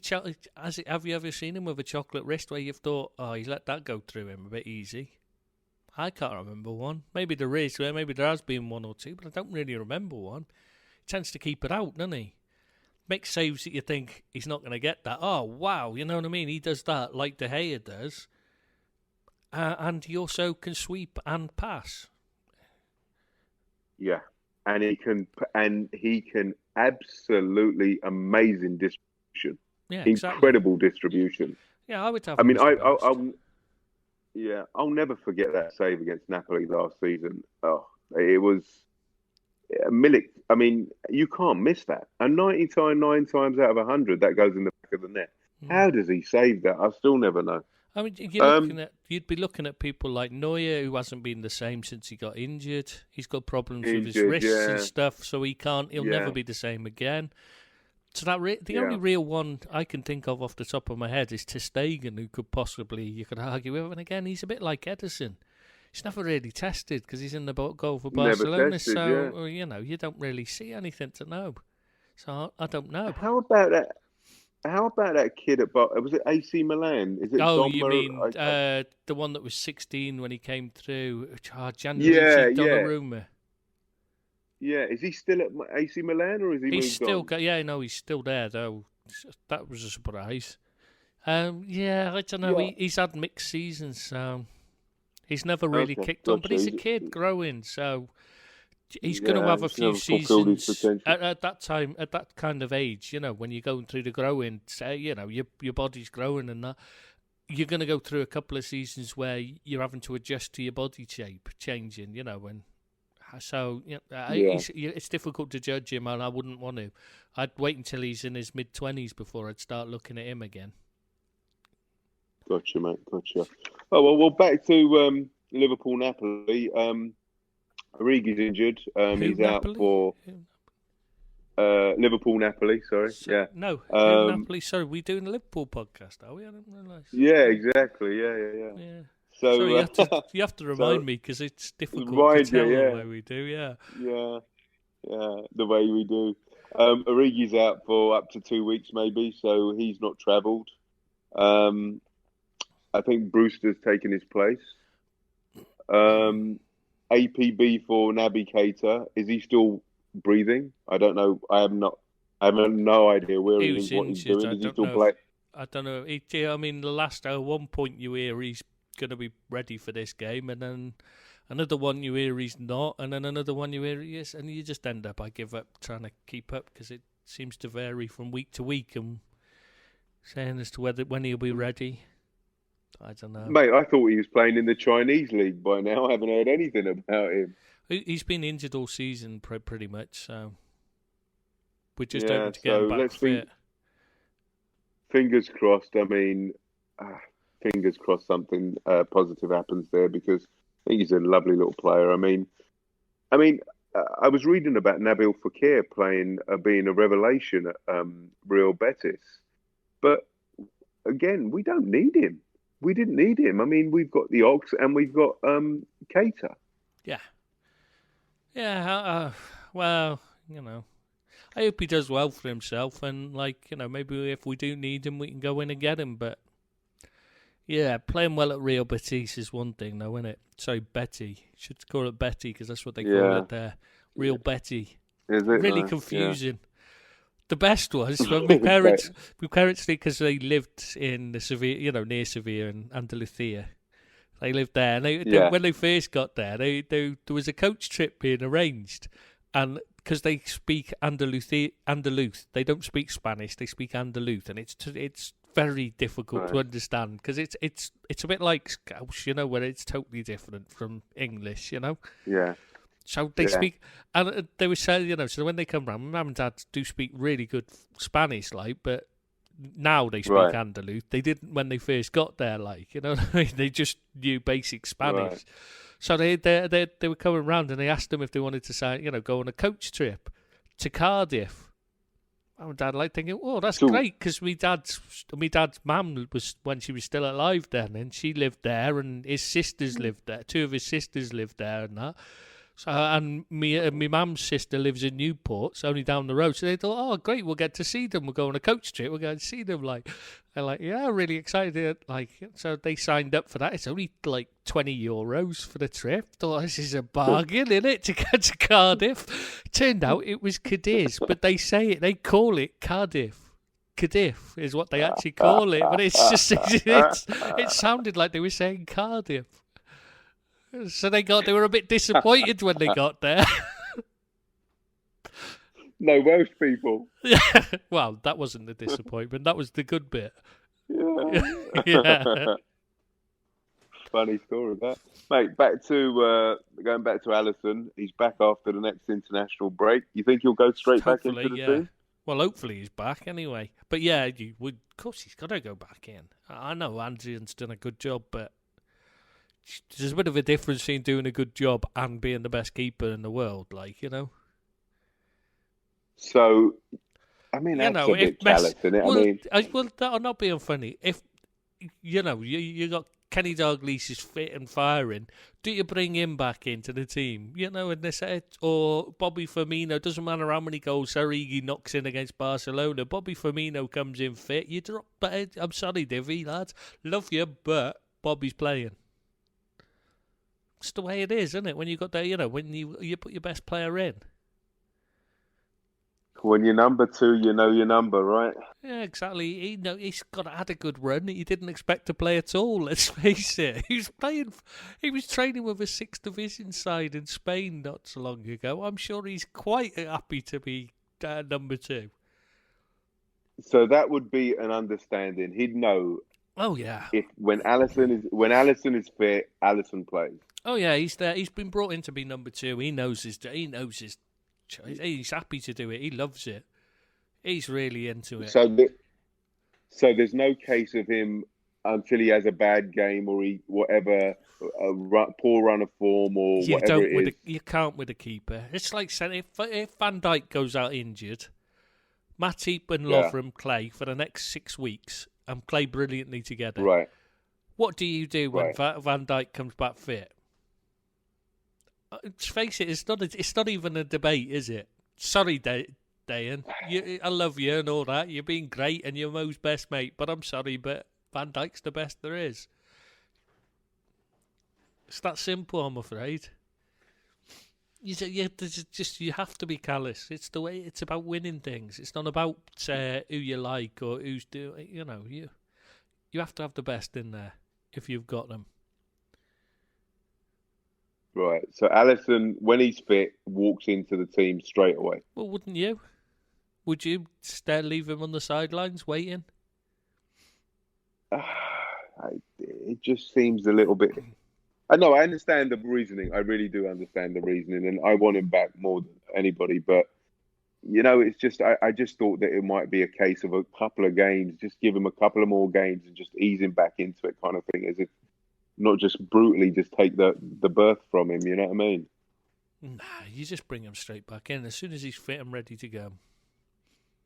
As long as he's versed and he knows that when Alisson Becker is fit, you lose your place in the team and Alisson takes it. As long as he knows that, then I'm fine with that. He's brought in to be a number 2. He'll know exactly what he's doing. He's just happy to be at Liverpool, let's be honest.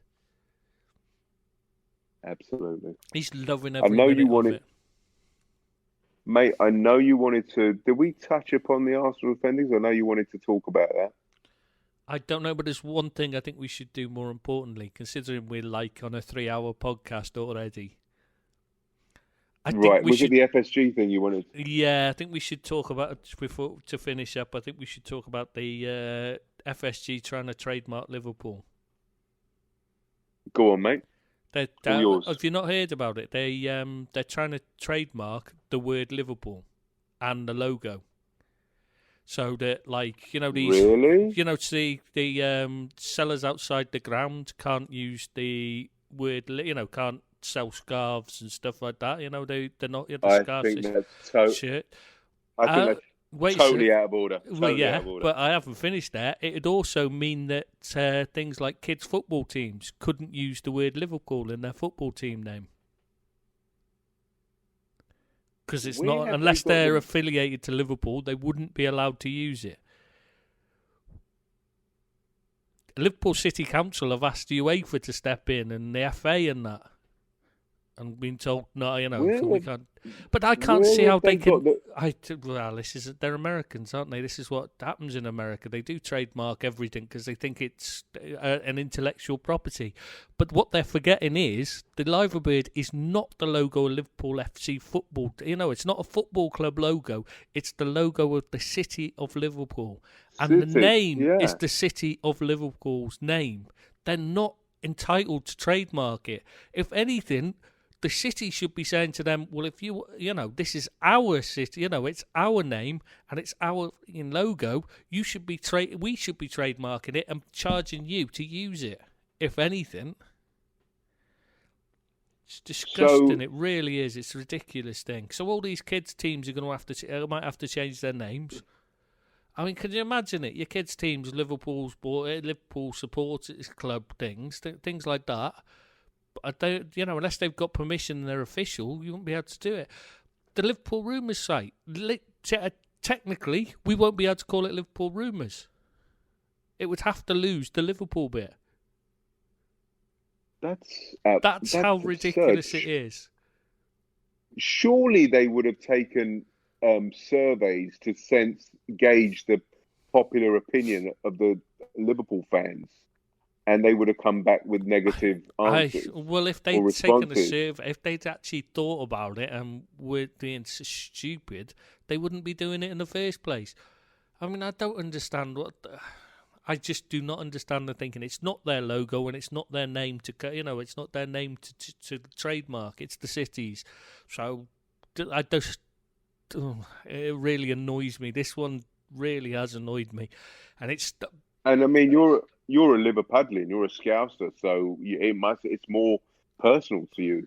Yeah, than it is most the other people. logo's something that to me, seeing the Liverbird on top of the Liver buildings, it's something that you're home when you see it. It's like, or when you see it on the TV, it's like because I used to when we were living down, you'd watch Brookside.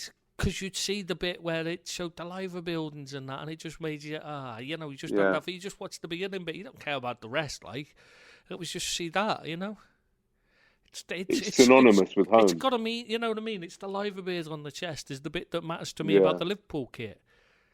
It's more than just Liverpool FC though. It's Liverpool City as well. It's more than that. You know what I mean? It's not right what they're doing at all. I hope they drop it. Do you think they'll be successful, or they'll get a lot of resistance? I'm assuming. Don't know, but from what I've been told about the way they're dealing with it is they're gonna. This is gonna be a very nasty dispute, and it could ruin everything they've done. Everything they've done with it if they carry on with this, because they're not dealing with it in a very good manner at all. And I'm assuming the council are against this. Yeah, they've asked the FA to step in, and they've asked them to start, and they've been told that the FA have no power to do anything about this. It's nothing to do with them. So I just can't. If this actually happens, you've got to question how this can be allowed. How you can be allowed to trademark a city name anyway when you're a football club. Just makes no sense. I'm sure a lot of those Liverpool fan groups are going to be up in arms. Yeah, they already are. This isn't going to go. This is not something that they can just. Like I said, Spirit of Shankly will be okay because they're called Spirit of Shankly, not Liverpool. But Liverpool support, a Liverpool supporters club based in somewhere else who's just not affiliated Malaysia to the club, or whatever, who haven't got official affiliation, will be basically breaking the law unless they change their name. How stupid is that? So this is a money grab, basically. It does seem to be. It's about, you're going to have to pay money to us if you want to use our trademark. And that's what it seems to be about. It seems to be about stopping these sellers of the scarves and that. So you have to buy them from the club shop instead. That's what it's one of those stupid things. I've never understood this because these companies that do these and try and stop these hawkers selling copies and that, they don't. It doesn't do them any good. It never does them any good. In fact, it makes things worse because people don't want. If you sell your product at a fair price instead, people will buy it from you rather than buying it from a hawker every day because they'd rather have the proper thing. So, well, you don't need to trademark it. You just need to be fair about it. I mean, no, it's just greed, and it doesn't work because people just bite back. The more you push people down, the more they push up. Never works. To be honest, mate, I bought many a merchandise from hawkers outside Anfield because, number one, I believe in spreading the love. Number two, they're nice guys. I heard about that. They're very you like spreading the love. Yeah. They're very nice guys. The lads and lasses that sell the merchandise outside. They're very polite. They're very funny. They're very charming. So I don't mind. And they've probably been doing it for it's probably been passed in family. From family member to family member. These Hawkins. It's not just that. I mean, you're talking about things like in the market. They used to sell, like when I remember the shirt sweatshirt I used to wear to the game all the time was just one I bought off a market stall in Liverpool city centre. It was back when we had the cream shirts came out, and they did the market. The candy one. The candy one. No, it's Carlsberg cream. It was. Oh, was it? Okay, gotcha. Yeah. I remember. And it was all Carlsberg. Fowler. Yeah, and it was like you could buy the shirt, and instead of the badge of the the badge in the corner was like a picture of the player's head, and then the writing Carlsberg was changed to say Burger or whoever. You know what I mean? And I had a burger one because my mum loved burgers, so I bought a burger one just to annoy her. And that was what I wore to the game because we won when I wore it. So I carried on wearing it every time. No matter how hot it got or how cold it was, I would only wear, you know what I mean? Because you know how superstitious I am. And we got freezing cold, peeing down with rain, and I'd still only be wearing this sweatshirt because I'd worn it once and we won. So, yeah, but like, Mate, I what just you're don't see doing, what the problem is. You're outlawing these people who are trying to make an honest living. Yeah, no, I mean, not being funny, but it's not. It wasn't like you knew it wasn't an official thing. It wasn't like they were pretending it was official. Where is the harm in it? It's not. It's spreading the club's name. It's making people think of the club. It's actually a bonus for the club to have people sometimes doing these knockoff things. It's not.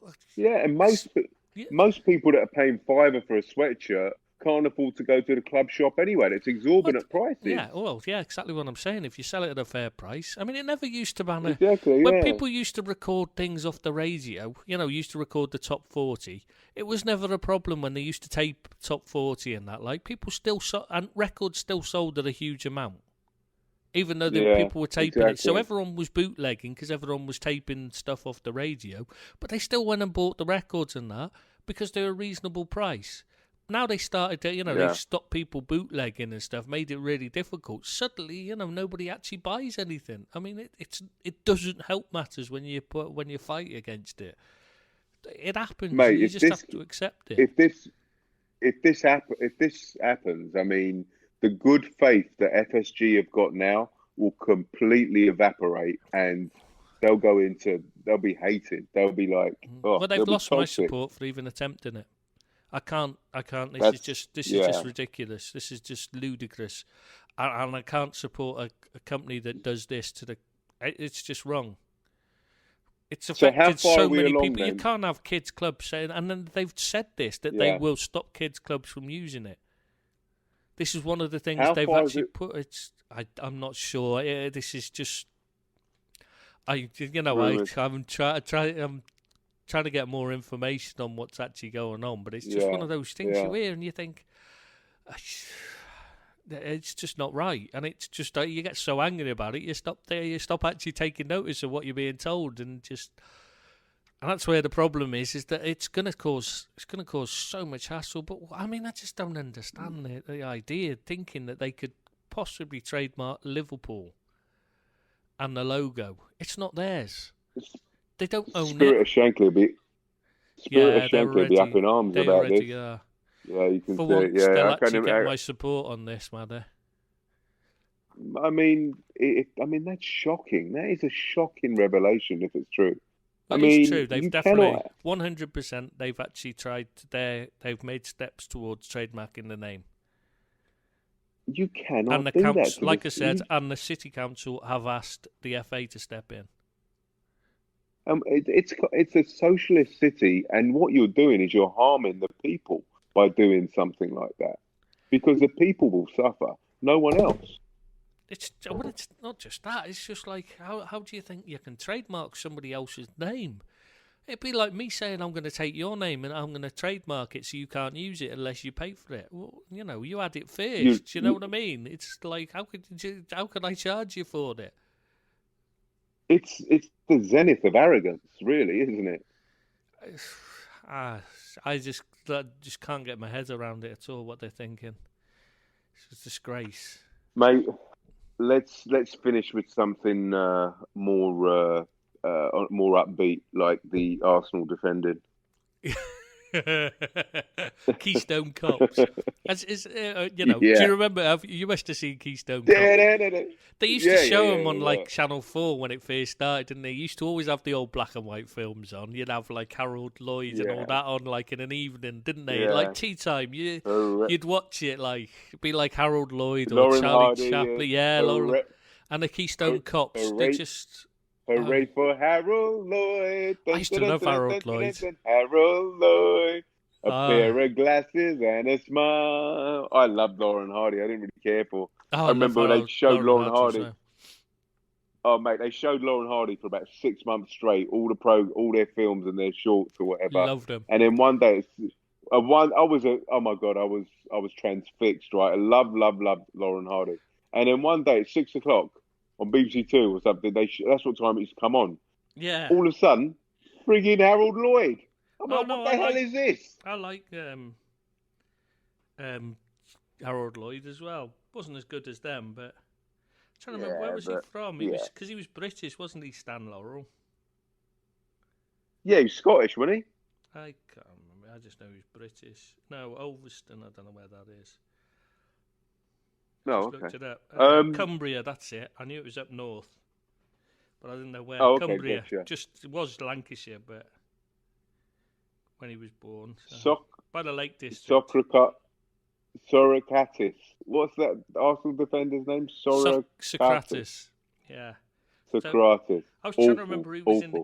I was trying to remember who was in the Keystone Cops. That's what I was going to ask because I just wondered if they brought them back in, if there was any. Well, yeah, they have brought him back in. It's Arsenal. Yeah, listen, but let me ask you. Actually played for. Let me ask you a question. Right? What's his name? How do you pronounce? Socrates, right? Socrates is getting the flack for that goal, right? But I would blame Leno. Why isn't Leno getting the blame? He should have seen. He should have been aware of the fact there's a player behind him, on him. No, more to the point. Why are they getting the flack when it's Emery that's telling them to do this? Yeah, but Liverpool do it. Nobody gives that. We don't get any. Nobody blames us. Yeah, that's what I'm saying because we can do it. But what I'm saying is Emery's surely must see in training. Socrates can't pass a ball, so why would you tell him to play a passing game? You're only going to get better if you practice. Yeah, but I don't. Yeah, well, they're not. I don't have a good problem. at it. They haven't got the players. They haven't got the intelligent movement or ability to pass the ball out from the back. Why do it? If you do, you've brought in David Luiz who can pass the ball to defender. So either pass it to him. Yeah, so pass it to him. If he's not free, then you have to go longer. It's that simple. Don't pass it to Socrates, who you know can't pass a ball. If it's him, I don't even understand the point in sitting this. I don't understand this sitting in the 6-yard box to wait for the pass from the keeper anyway. I mean, what's the point in it? It doesn't. I just don't understand what it does. I mean, why not move another? It's a bit like when they used to have. You'd watch the Jamie Redknapp coming back and taking the ball off the centre back's toe. He used to do that every game, and I used to think, I'm going to punch you. I'm going to run on the pitch and freaking headbutt you in a minute, Jamie, if you do that one more time. Because it is the most ludicrous, pointless, stupid, idiotic thing I've ever seen. If you just taken that ball, if you just stood 5 yards further forward and let the defender play it to you there, you'd be 5 yards further forward and so 5 yards more dangerous to the attacking player. And I don't care how bad the defender is at passing, he can make a pass 5 yards. But Jamie if used you could to go do that 10 so he could yards, look. yeah, but if you go 10 yards further forward, he can still hit you easily 10 yards further forward. Yeah. You're even Jamie more used to do that dangerous. so he could show off his long range Jamie passing. did it so he could show off his. Exactly, yeah. But what I'm saying That's is, why I didn't like him as a player because of that. He had the ability, but he was just a fucking idiot. Sorry, I've just realised sworn again. I forgot we were doing this. I thought we were doing I thought we were still in while you're waiting for your headphones to charge so we could carry on again. Mate, if anybody's listening, we've done like 5.5 hours now. Nobody's going to be listening. If anybody's listening, I can't believe we're still going. It's 3:30 a.m. here. Mate, if anybody's listening this deep into the podcast, I will offer them you for a year to be their manslave. You'd have done that. You'd do that even if they weren't listening. So, like, it's just none of them would hear it. That's all. But, I'd do that for shit. You know I'm going to get. Mate. You know I'm going to get moans tomorrow because I've not done the review of the day. Because there's no way I'm sitting up till 5 o'clock in the morning again. Mate, it's 3:30 now. Yeah, that's what I'm saying. I'm not doing that again because I did that last time and I was knackered the rest of the week trying to recover, and I can't because we're back to playing football again tonight, aren't we? There's a match on. Tell you what, if anybody is listening now, they up won't until the end. Oh, I don't know. They'll be listening for that please. bit. They'll still be listening, trying to find the bit where I've spliced it. They'll be going, where is it? I can't find it. That's what they'll be saying. Will you shut up about Honestly. your bloody editing? About how many times? Because otherwise nobody will know it happened. And when you're this skilled, and I've done it so professionally, I just want people to understand that I've actually done it. So they're not there going, what do you mean there was a gap? No, there wasn't. Don't be silly. You should be editing for Sky Sports, mate. You're wasted. I am wasted. I should be doing this professionally. I should be earning money from this. Yeah. Somebody should fucking pay me to speak to you anyway. I bring out the best in you, don't I? All your expletives and your swear words. Oh, God, I did it again, didn't I? Sorry. Apologies. You did it again. Not that anybody's going to listen this far in. I mean, we're 17 hours into a podcast. I feel like I'm doing some kind of record marathon podcast or something, with... See how many hours you keep talking. My ears, mate. My throat's gone. So do my ears. My feel throat like that. went before we'd finished the first part, but I think that was actually from swearing at the referee when he didn't give the penalty on Matip. And then when we did score just afterwards, saying to him, "Yeah, you cheating," and all that, like screaming at him, "Yeah, that'll tell you." Because I did get a bit excited during that game. Mate, I couldn't get excited at 6:30 in the morning, but that's I can at any time when the football's on. Exactly. And my poor neighbours, I feel so sorry for them. I really do. They must wonder what on earth they live next door to when the football's on. I remember still carrying that pillow with you. Yeah. When my daughter was born, I didn't swear around her at all. Never swore because I just. When she's a little kid, I try not to swear around her. And I managed to not swear ever in front of her except when there was football on. And I just can't, it's just like I change when I'm watching it. I don't know what comes over me. I don't know I can't help myself. It's just like everything. It's the only time I swear. I very rarely swear apart from doing this podcast, but I very rarely swear normally. I was going to say, that is... it seems to bring it's you, talking to you. I mean, I don't even text. It's only when I talk to you, really, that I swear, because you swear, and so I just, I just switch into your kind of language, if you see what I mean, because you swear a lot in your steers. Otherwise, I don't really swear, and then watch the football, though. It's terrible. Mate. I feel so sorry for my neighbours because when Matip didn't get that penalty, I was so loud, and I could barely speak afterwards. And then we scored, and suddenly I recovered my voice again. They must have been thinking, what is going on? I bet they thought I was murdering someone when that team was going on. Well, yeah. Because of the way I was swearing. On that magic moment and that magic visual of you murdering someone, I think we should call it a night. Well, I have a lot of dreams, fantasies, I would say, about murdering someone not so far away, as in like over the internet right now. I can imagine, mate. Yeah. I can imagine. Right, well, it's been emotional. And short. Yeah. For anyone listening, they'll think this is only a 5-minute podcast once I've edited out all the mistakes. Oh, will you shut up about your bloody editing? No, I mean, once I've edited out all the mistakes, like you speaking, things like that. All the boring bits with your anecdotes. Tristan. Yeah. Tristan. That's my name, don't wear it out. Tristan. Yeah, that's See you next Tuesday. Yeah, mate. See ya.